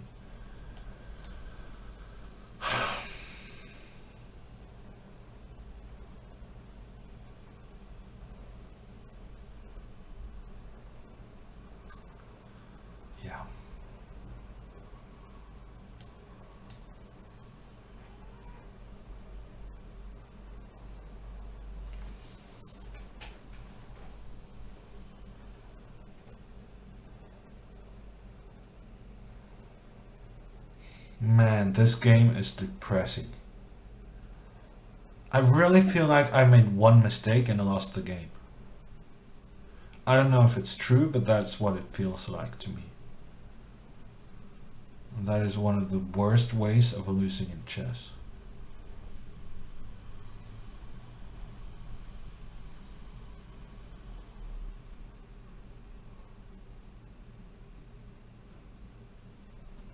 I say one of, it's the worst.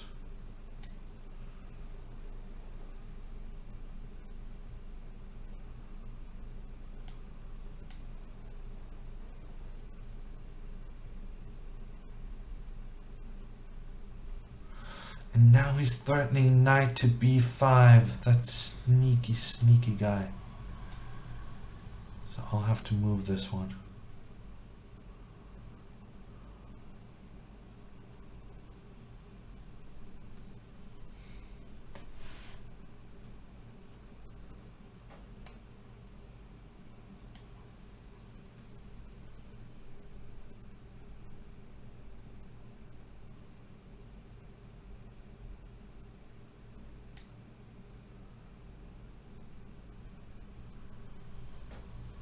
He's playing so much quicker than me as well.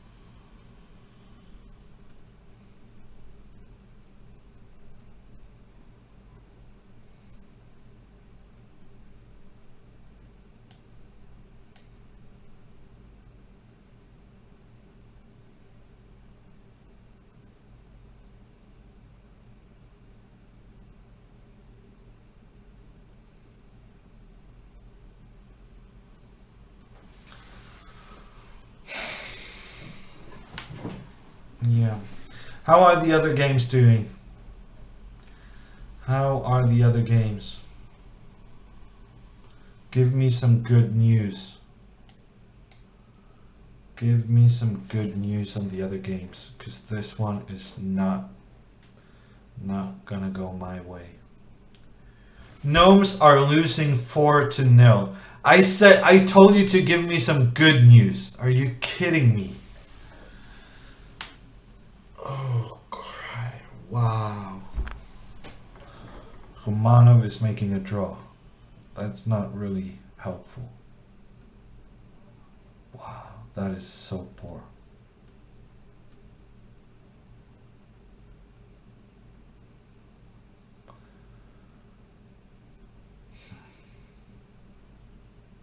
So, Samvel, their two first boards are basically winning every single game.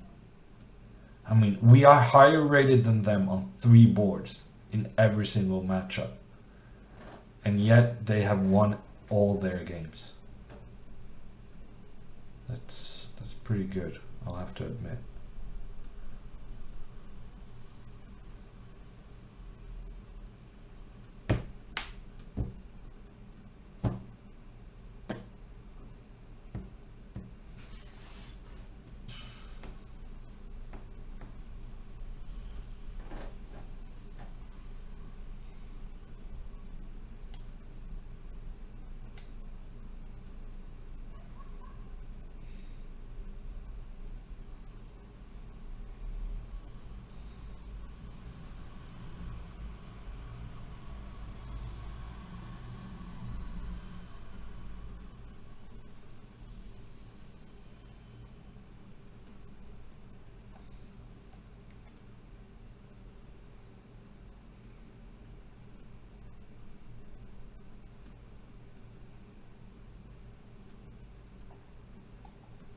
Free pizza would give them motivation, but are you saying they're not motivated enough by the fact that we're losing out on the playoff spots?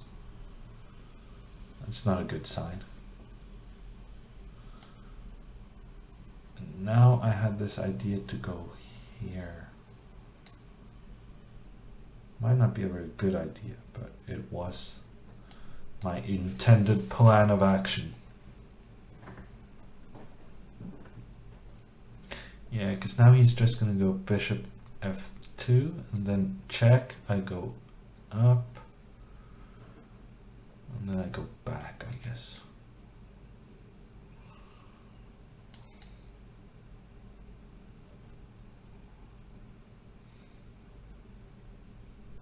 The problem with being 2 pawns down is that your opponent can give up a pawn and still cruise to victory. Unfortunately.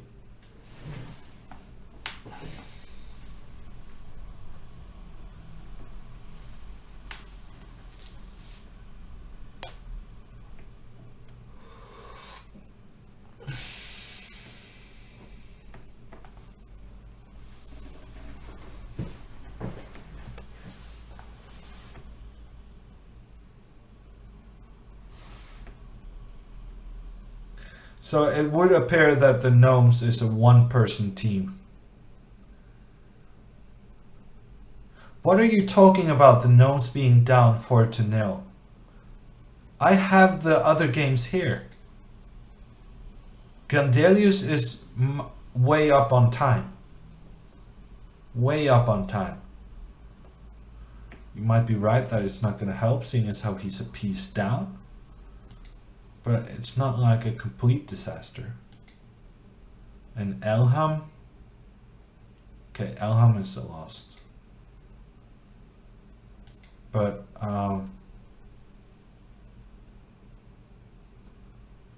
yeah, Evgeny is playing the board 4.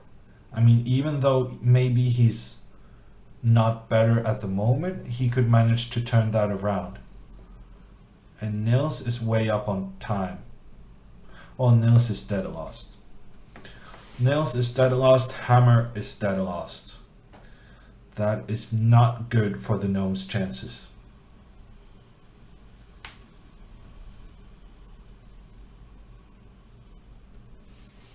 But I'm waiting for a move. Somehow my opponent thought this was going to be much easier, but I think it's still very easy for him.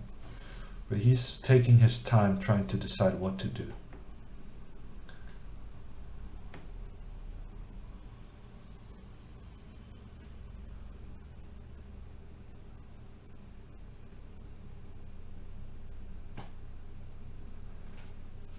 Evgeny offered a draw.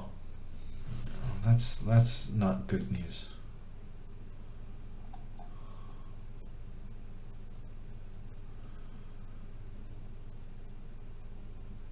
Yeah, that's not good.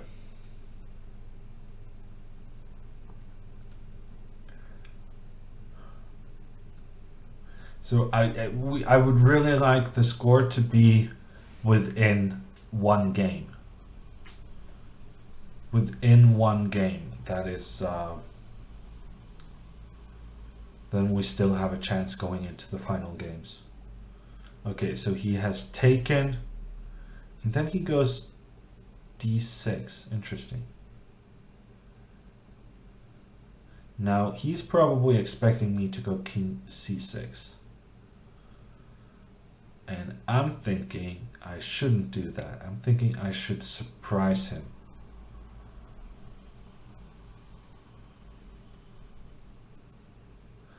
I kind of want to go h5. I mean, I'm going to lose in the long run against these pawns. So the only way of doing something would be rushing my own pawns. King c6, knight a3 takes c4. Probably just dead lost. I'm going to go h5. Confusion tactics. I'm gonna try to confuse him.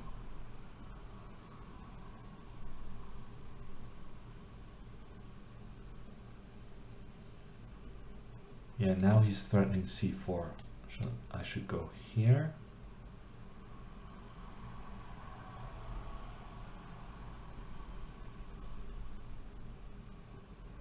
And I guess here.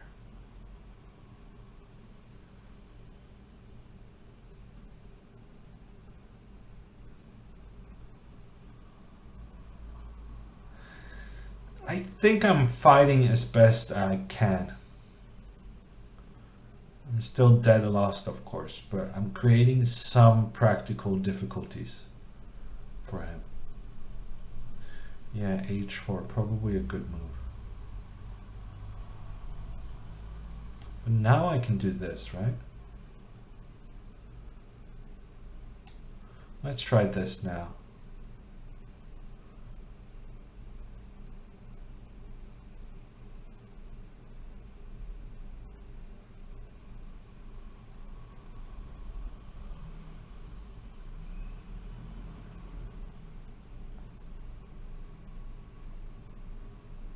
You can probably just play Queen's knight c7.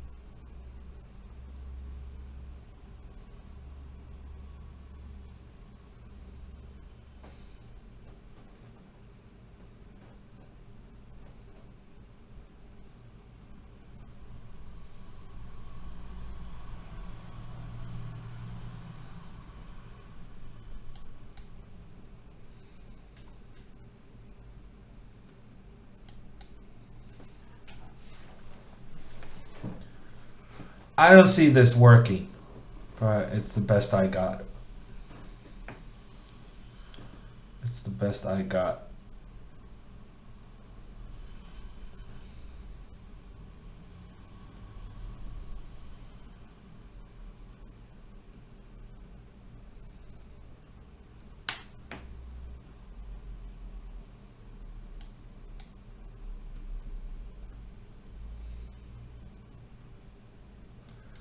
King d4 next.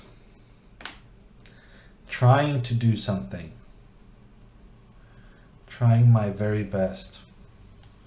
But my best might not be good enough here. Or maybe it is. Wow, look at this! I'm fighting! I'm fighting for my life.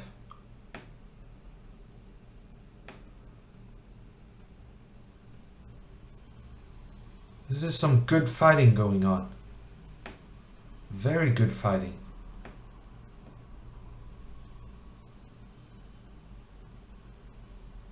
Still lost, but I'm eyeing some hope.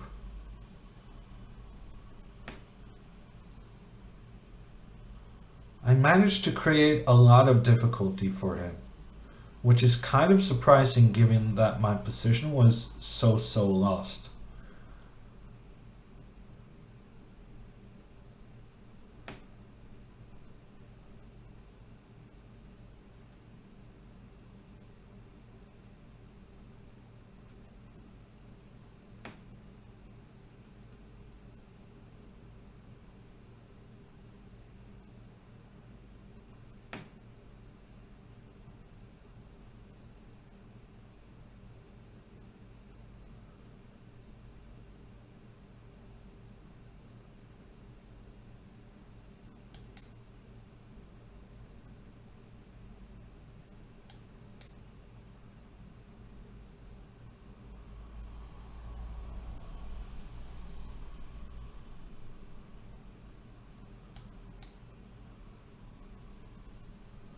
Yeah, I saw that one coming.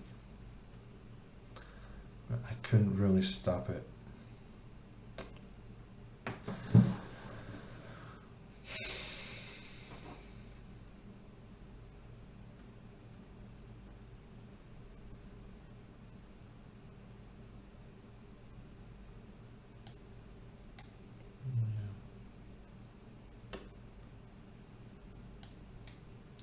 It was a decent try. Actually, no, I'm still alive. Still fighting. Yeah, not anymore. King f2. That was probably a very clever move.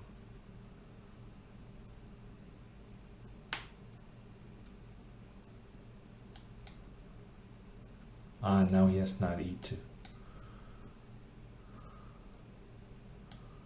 Yeah, and other stuff.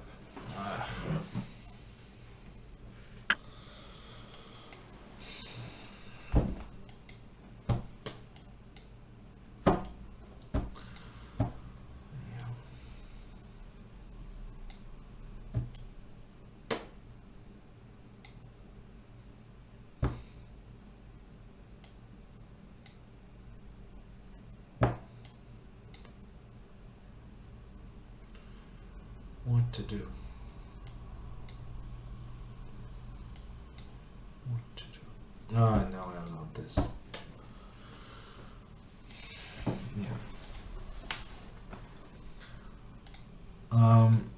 Evgeny has played a draw. Nils has lost, and so has Elham. So the score is, after a miserable round, the score is 5-7.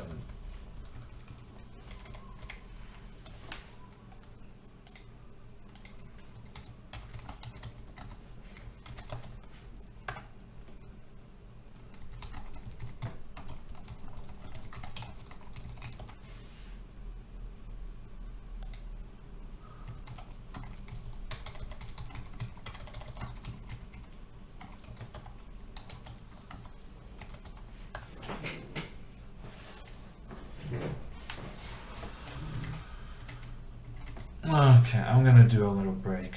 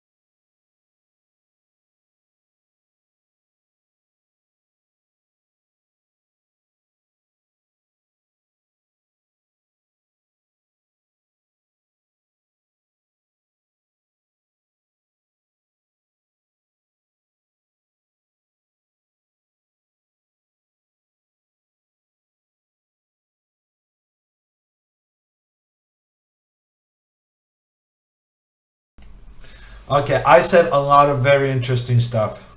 Lots of interesting stuff. You're just gonna have to trust me. I'm sorry for muting you. Well, I'm not really sorry. But there's that.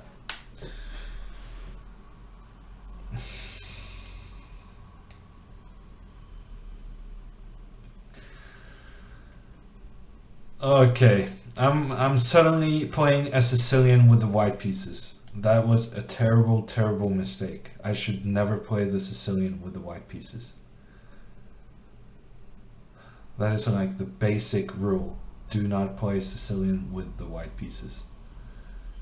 Because you cannot do it. I tried a couple of times and I concluded that playing the Sicilian with the white pieces, not for me. It's just not gonna work out.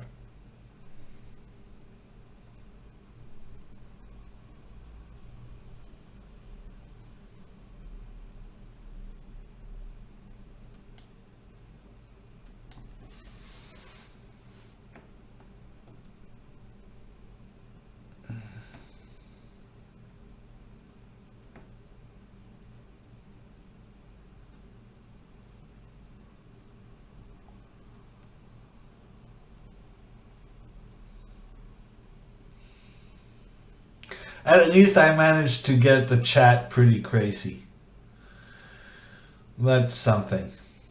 I'm getting crazy myself losing chess games, but I got you guys to be crazy as well.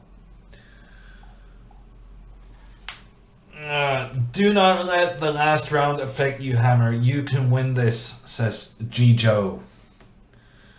I'll give it a shot. I'll give it a shot.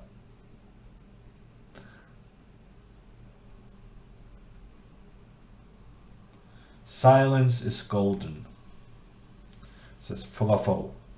Yeah, silence is okay. Let's look at the other guys. Elham has a good position. Elham has a good position with black. Maybe Elham can come back and do some surprising stuff. Nils is a pawn up.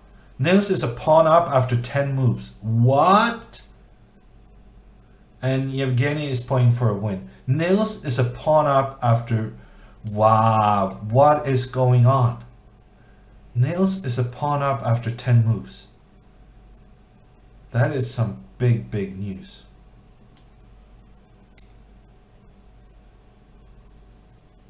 We might have a shot. We might have a shot, why not?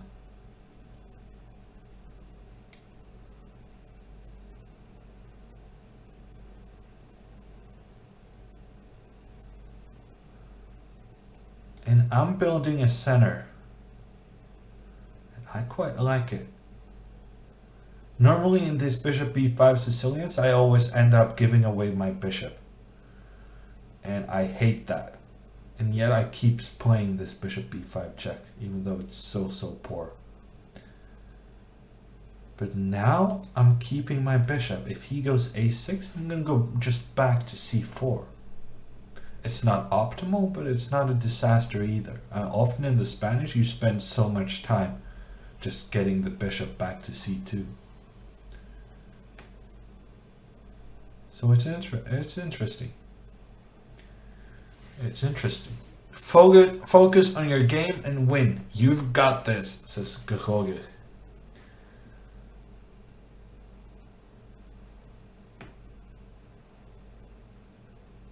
You've got this. I'm gonna take... Nils is just a pawn up. I mean, that's some serious mistake by Andriasyan. And Elham has a okay-ish position, I would say. Evgeny is playing some crazy stuff. Evgeny thinks he needs to win with black. Yeah, probably he does, right? Probably he does. Everybody has to win.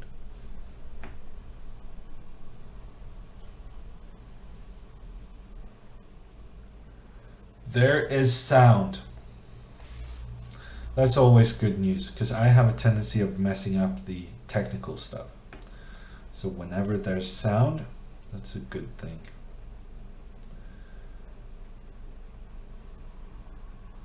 I don't know what's going on. Probably he will need to play a6 at some point. Now I'm actually even tempted to go knight c4. Going back to this plan of giving up the bishop. Because now I have the square on d5. Which I can maybe use. Okay, knight b8. I don't think that's going to affect my plans too much.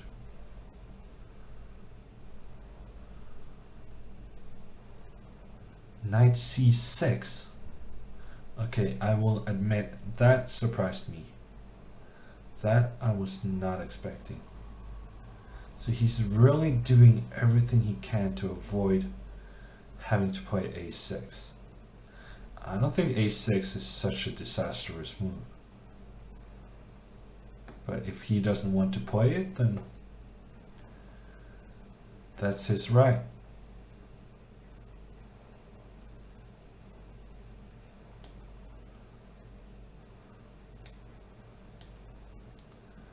I'm gonna go here.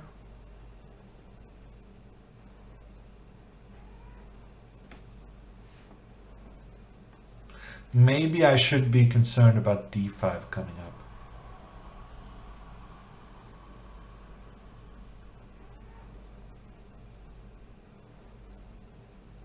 h6. So he really doesn't want me to play bishop g5. Whereas I didn't want to play bishop g5 because I didn't think I should give up my bishop. Okay, I'm gonna go knight e3.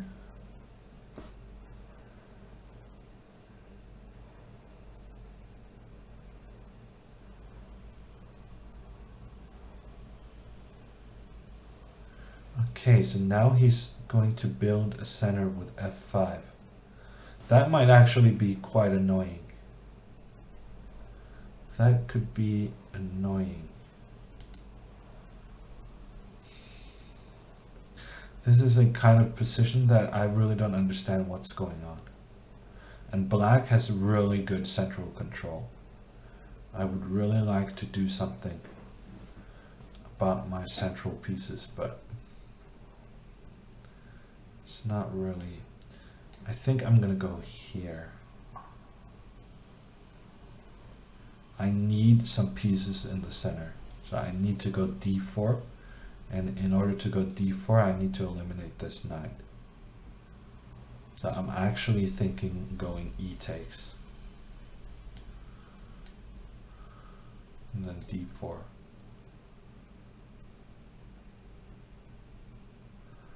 Which is not optimal in any way, shape, or form. Yeah, I'm getting positionally outplayed. And I do not like it. I do not like it. Ah, but this is interesting. If bishop g4, maybe I can go knight g5. Maybe he missed that. That's interesting.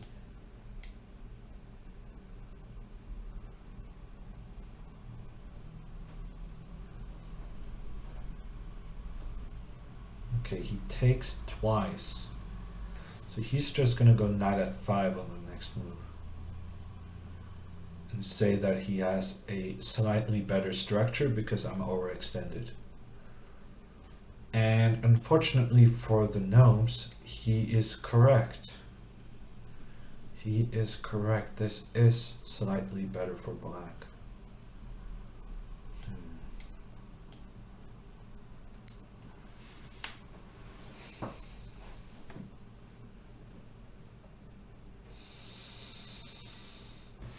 That's not good news.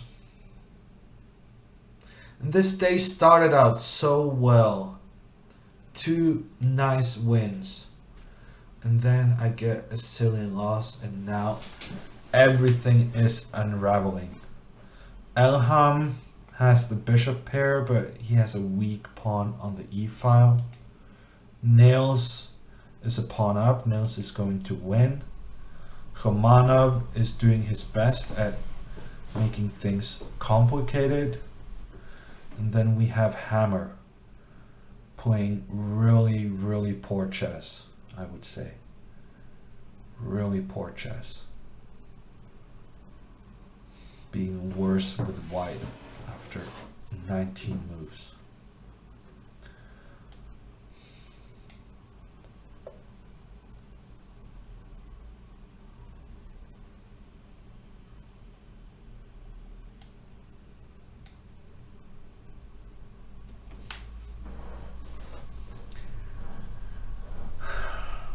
And the thing is, I probably should be playing for a win. I see no way of playing for a win here. I think the best way I can play for a win is that when he goes b6, I shouldn't exchange. I shouldn't go a5. I should just go bishop e3 and try to do something on the c file. Keep some pawns in it. The problem, of course, is that I still don't like my position. That's just a fact of life. A bad opening. I played e4. That was not a clever idea. And now, I don't know, I shouldn't be that much worse. I mean, his bishop is better than mine, and my pawn is weaker than his. But other than that, it's not a complete disaster. So I feel like I should be able to make a draw, but winning this is incredibly tricky.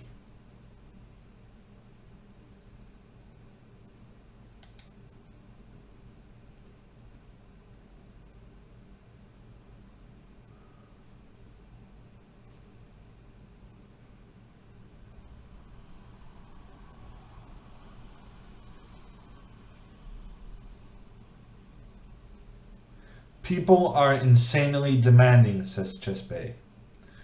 That means I should be go up. Go up.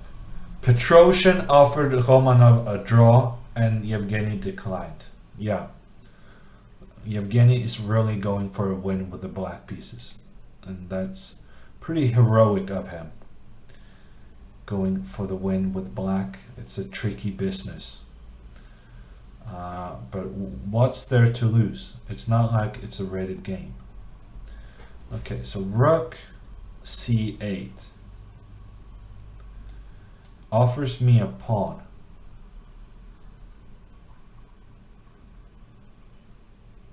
If I go bishop e3, then he goes Rook c2.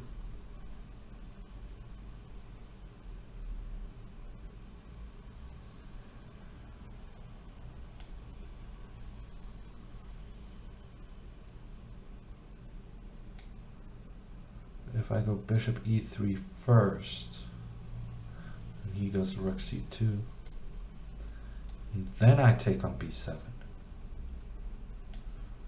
then I avoid the line where he gets to exchange off bishops.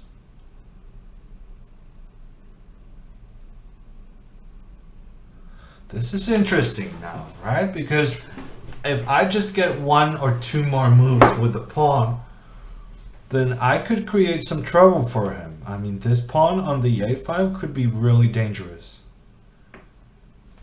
He takes, and I take. And now I have a passed a pawn. I'm better. I'm much better. I'm much better. But he's threatening to go Rook b7. Threatening Rook b7. How to deal with that? I will probably attack his queen. Oh no, he has queen a8. Queen a8. I missed that.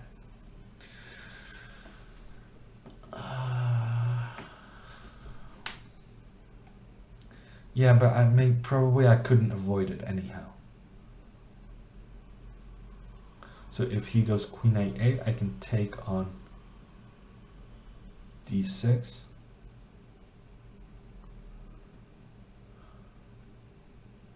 Maybe I can keep a pawn up. I doubt it, but maybe. Okay, he didn't go for it. He didn't go for it. And now I get a new chance at trying to retain this pawn. But it's tricky. It's very tricky.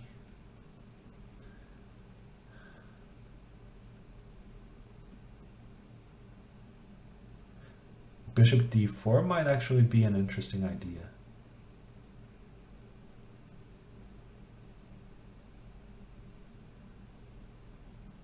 No, bishop d4, then rook a... No. Bishop d4, rook b7. Queen a5. I keep my pawn. So the question is this better than playing a5? a5, rook b7 traps my queen. So my queen is actually in a bit of a pickle.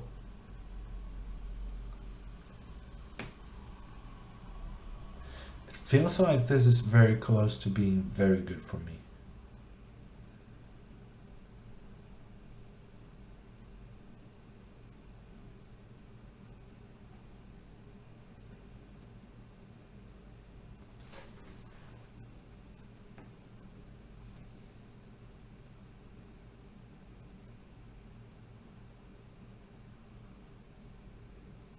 Queen d4 takes queen c5. No, then this is hanging.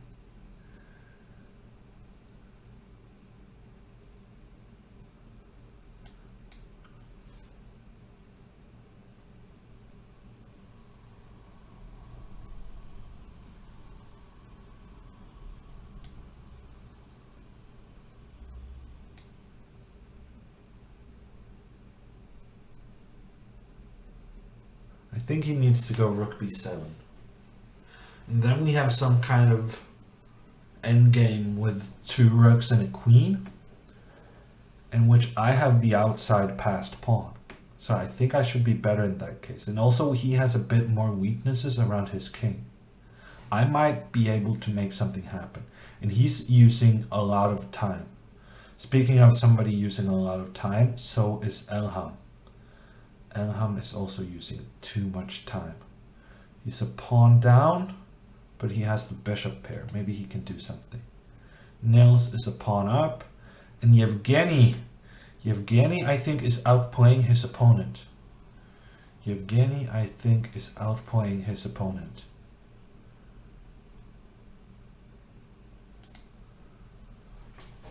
So that means Nils is winning. Evgeny, I think, is winning. If I manage to win, we will secure at least a tie. So actually now everything is on me. I will be the scapegoat if we do not make a draw in this match. I need to win in order for the team to make at least a tie, depending on how Elham does.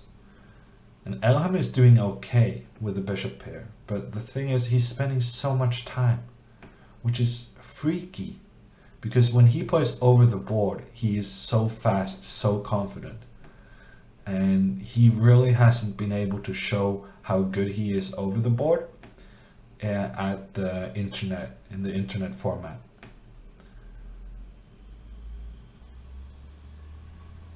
But the problem here is that it's probably just a draw. With the best play, I think it's just a draw.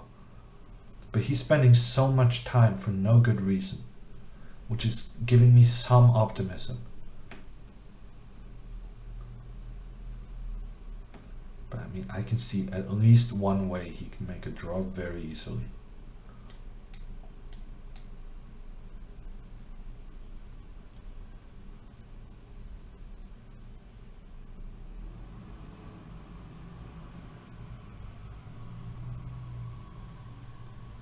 Well, maybe it's not so easy.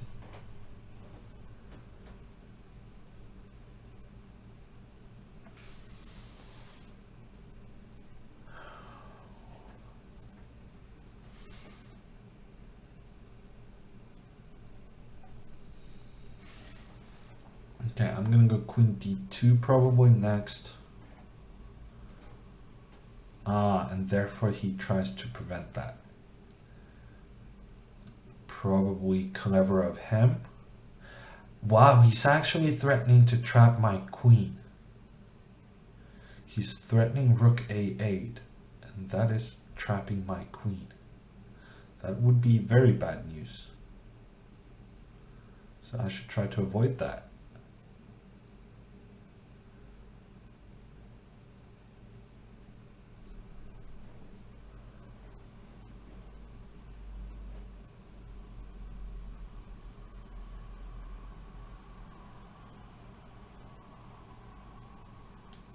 I'm gonna go here, I think.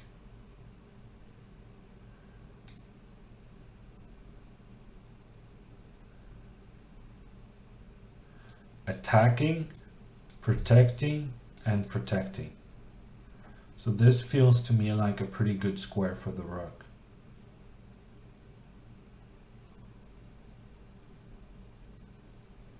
Oh, but he still has rook a8.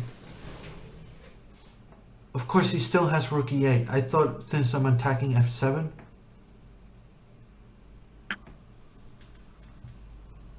Oh, he could have just played rook a8. I thought it's okay because I'm attacking f7, but of course he could have still played it. Wow. That was not good.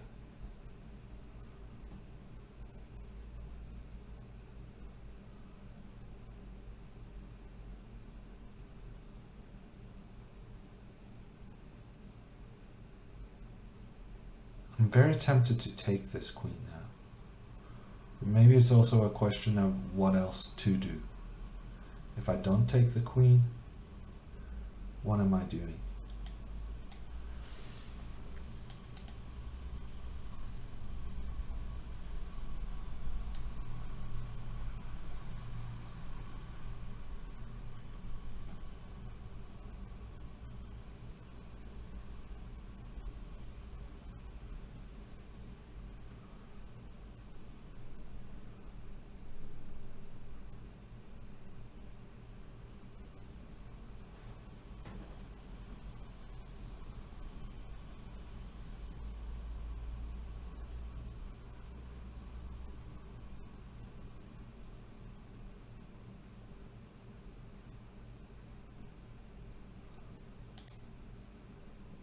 Okay, Nils is still a pawn up, but Andriasyan is fighting pretty well. Evgeny is a pawn up. I think he will win his game. Elham is a pawn down, but anything could still happen. So a lot is riding on this game, which should be equal, but my opponent is very nervous. He has been spending so much time, and he also just missed a relatively easy win. Which, you know, doesn't say, it speaks to me not doing very well, but it also speaks to the fact that things are going on. And it's still tricky. Yeah, so he goes rook b7 just to defend against rook e7. But surely that's reasonably good news for me.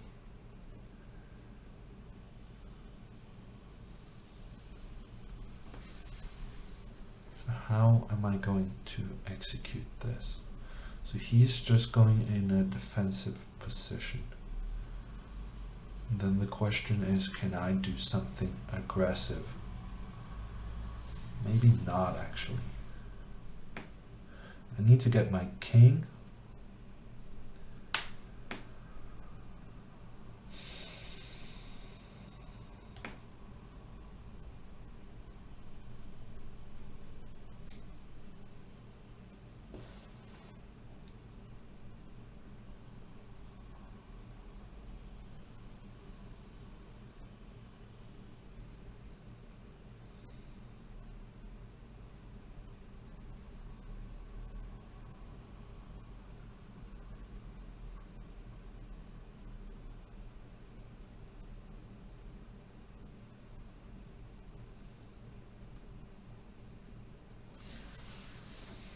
Maybe he's just intending rook c8 and then going back to b4.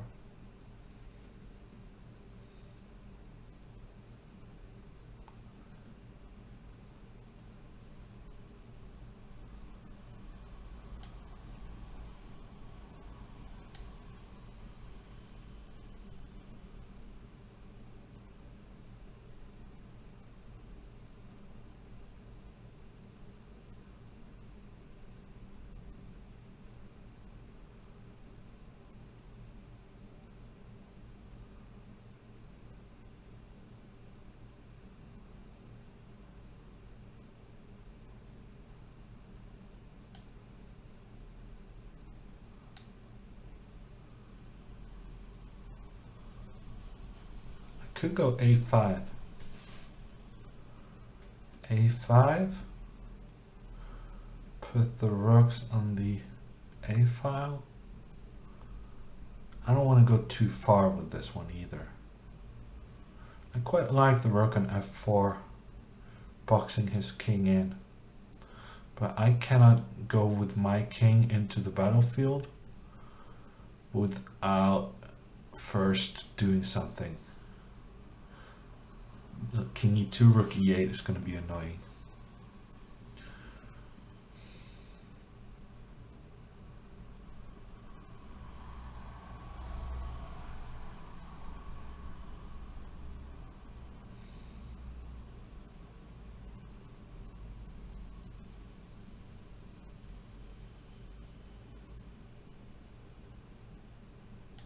Yeah, I'm gonna go a5. Elham is still fighting. Nils is winning. And Evgeny is... Okay, Evgeny has gotten unclear, but Evgeny is 2 pawns up. 2 pawns up for Evgeny. So I think we will at least score 2 points on the other boards. So the only thing we have left is my game, which should be a draw, but I'm hoping to squeeze out a win in the style of Mr. Carlson.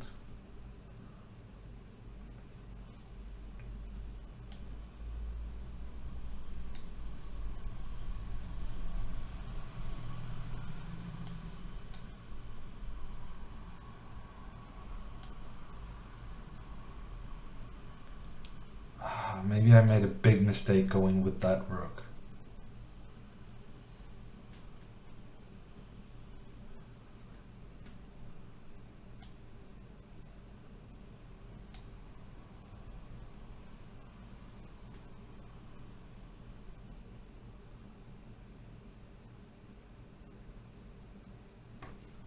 He's down to 20 seconds. He's down to 20 seconds.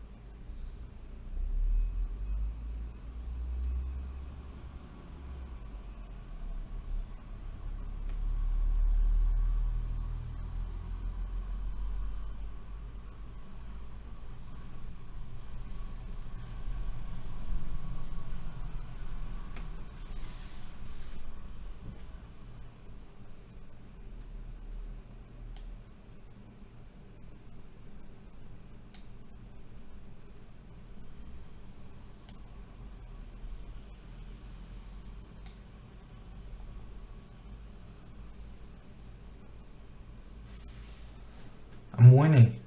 I'm actually winning.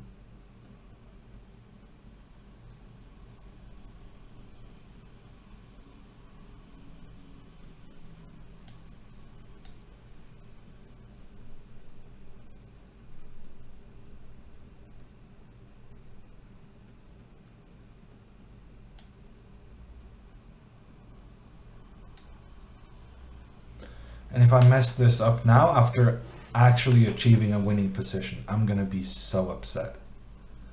I have no words for how upset I'm gonna be. I should have exchanged the rooks, probably, but I didn't want to allow his king to get back to d5.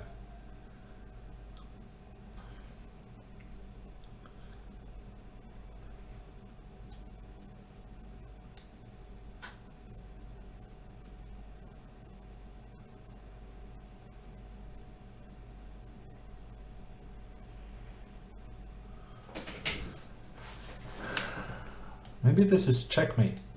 Wow, that is very cool. That is very cool. Look at that.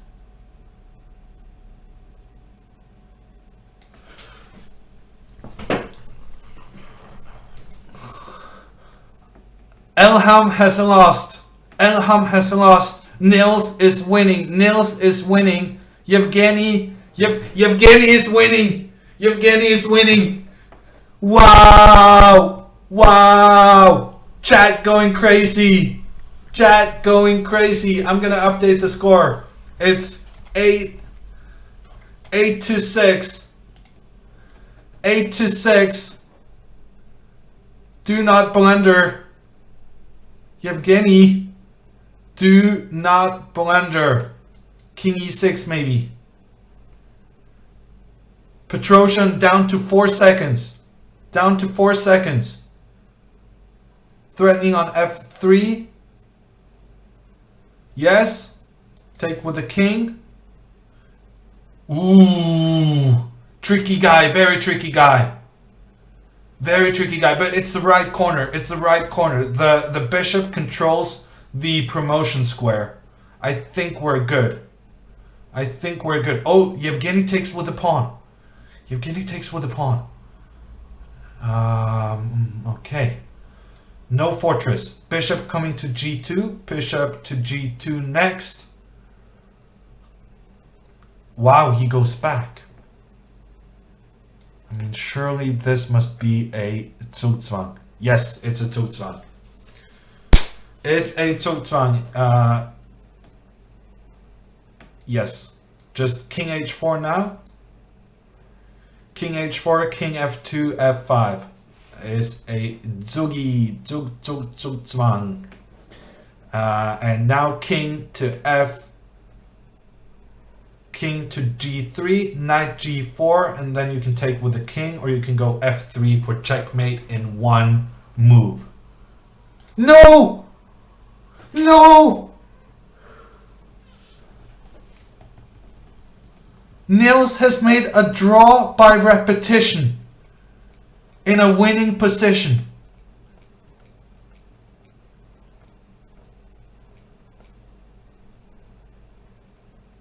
Wow.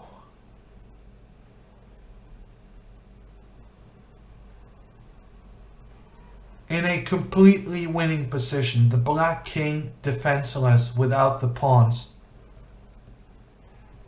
And what happened? Queen f3, king c5. This is the first time this position occurred. Then there was a check and the king goes back. It's the same position 2 times.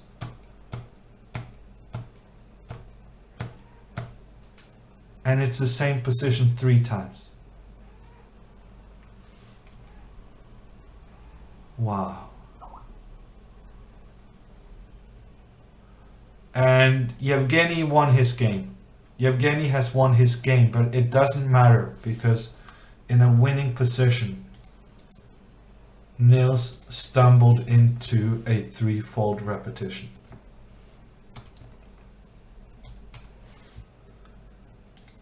Wow.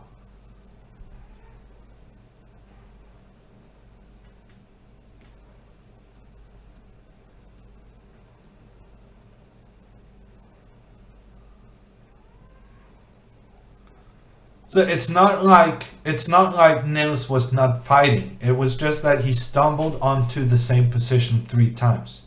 He definitely did not intend that.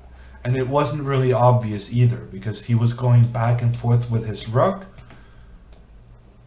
So it wasn't obvious that it was 3 times, but yeah. I mean, any piece to any square will be winning for white here. But unfortunately he played the rook to e3. And after king c5, Andriasyan claimed a draw by 3-fold repetition. Wow.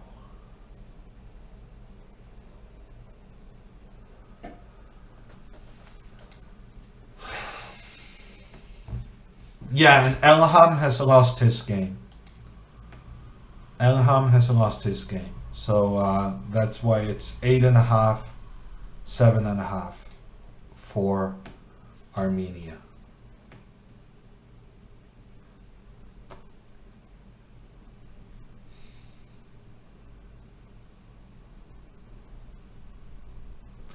kick out the Swede, says Markman. Yeah, no, Nils was such a good signing, but that was just bad luck. He managed to get a pawn up really early in the opening, so I just assumed that he was going to win. And this position is also completely winning. This position is completely winning. But yeah, threefold repetition.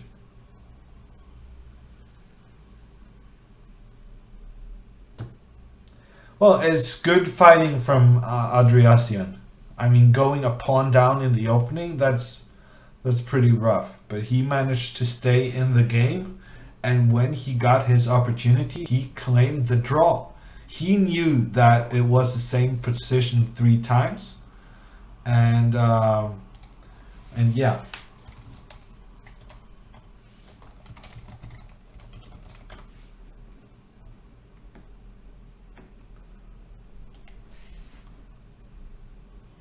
Why not queen f4 check, asks Andrew. Well, if queen f4,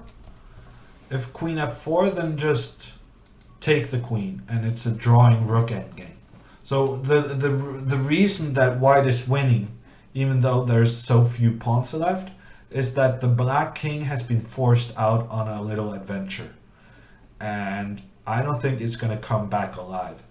So something like queen f8, queen e8 is going to be just very strong for white. This king is not going to survive for a long time.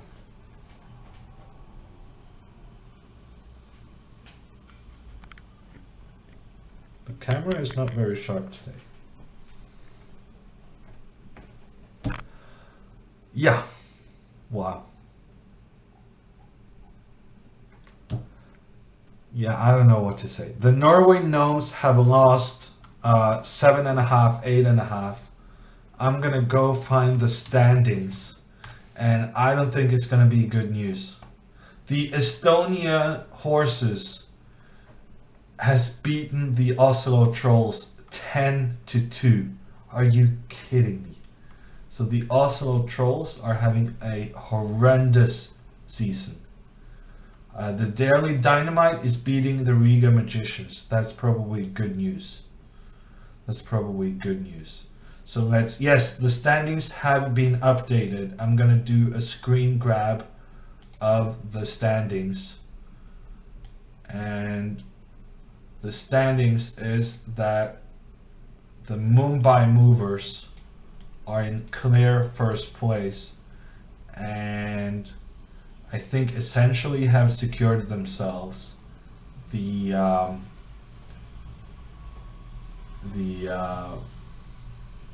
promotion or the spot in the knockout. We have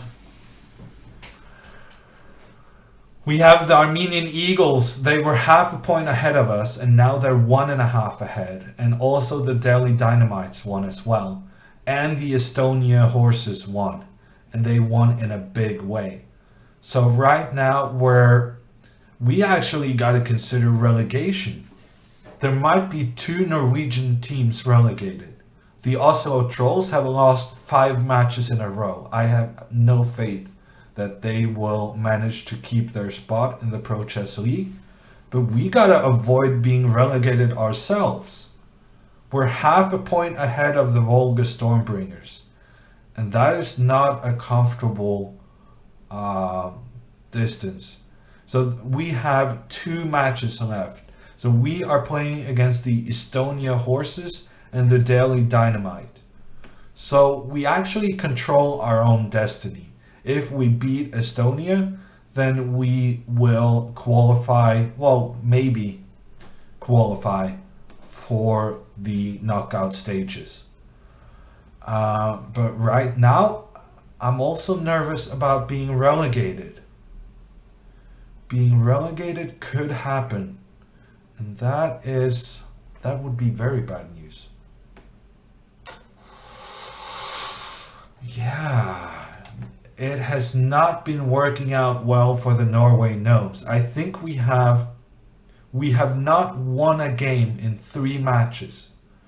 We got half a point for the Super Sunday, and then we have 2 consecutive losses. Wow. Times are dark, says Zacer in the chat. What happens if you are in the white field? Asks FM Kunkudehinyo. So when you're in the white spots, nothing happens. You do not qualify for the knockout stages, but nor are you relegated. So the white spots is basically the boring spots where nothing happens. If you're in the red zone, then you will be relegated. You will lose your spot in the Pro Chess League, and you will have to try to re-qualify in the fall for the Pro Chess League qualifier. And if you're in the green zone, you qualify for the knockout stages. So if you're in the green zone when the season ends, number 1 plays against number 4, and number 2 plays against number 3. Knockout matches. Whoever wins is through to the division final.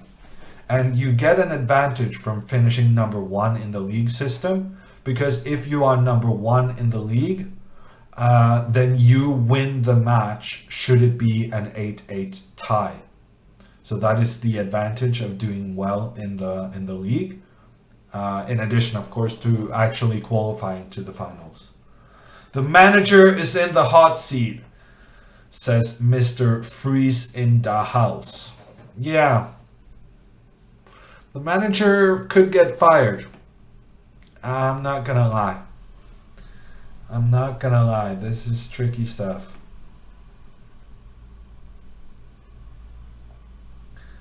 Tricky stuff. A team with a horse mascot has surpassed us. Yes.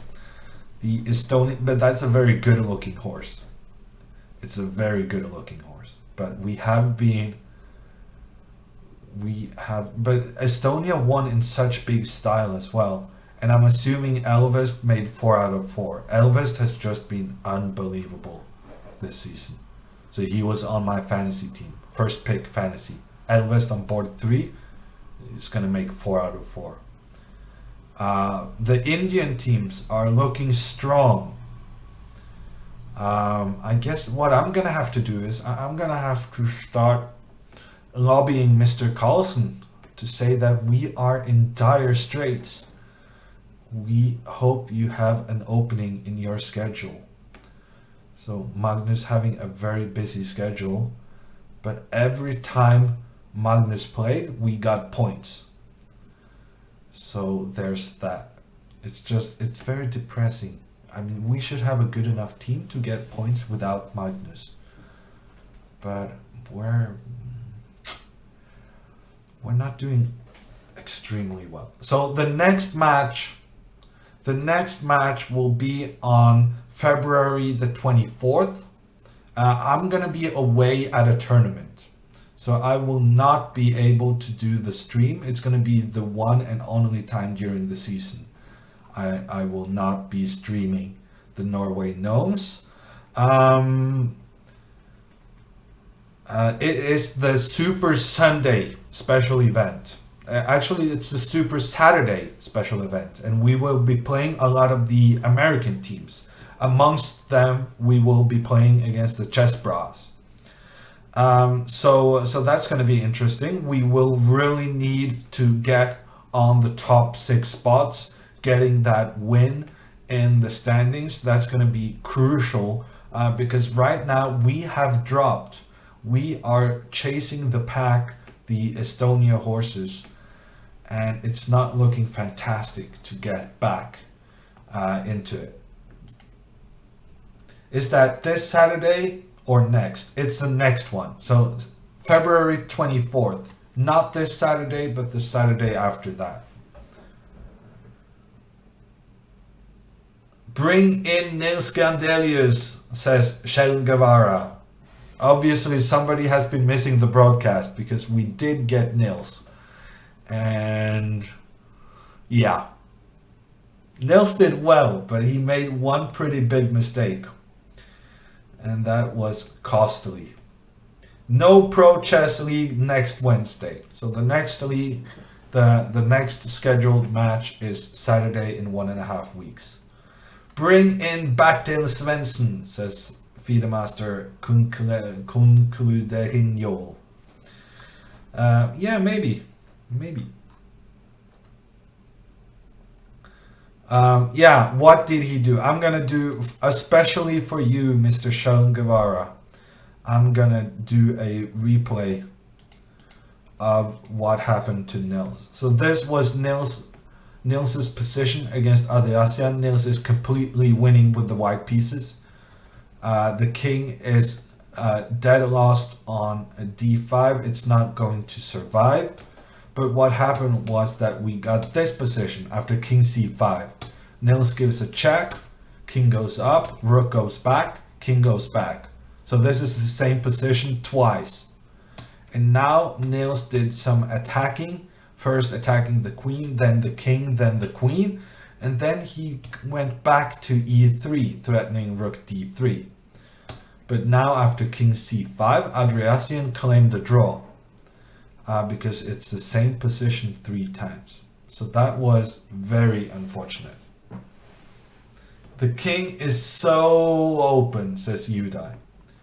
Looks very dangerous for black indeed. So Nils played a good game. He was winning. But unfortunately, Andriasyan, a big fighter today, making 3.5 points for the Armenian Eagles. A big day for him.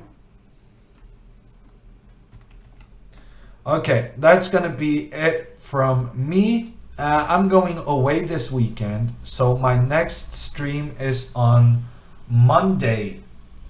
On Monday, on Monday. What's going on Monday? We are doing tactics. Tactics on Monday. That is my next stream, 6 p.m. European time, or noon Eastern. Good games, everybody. I'm not watching Real Madrid. I don't have the TV channel, unfortunately. But also I need to get some sleep. This has been the Gnomes against the Armenian Eagles. We have lost 7.5, 8.5 in a very thrilling finale. Good night and sleep tight.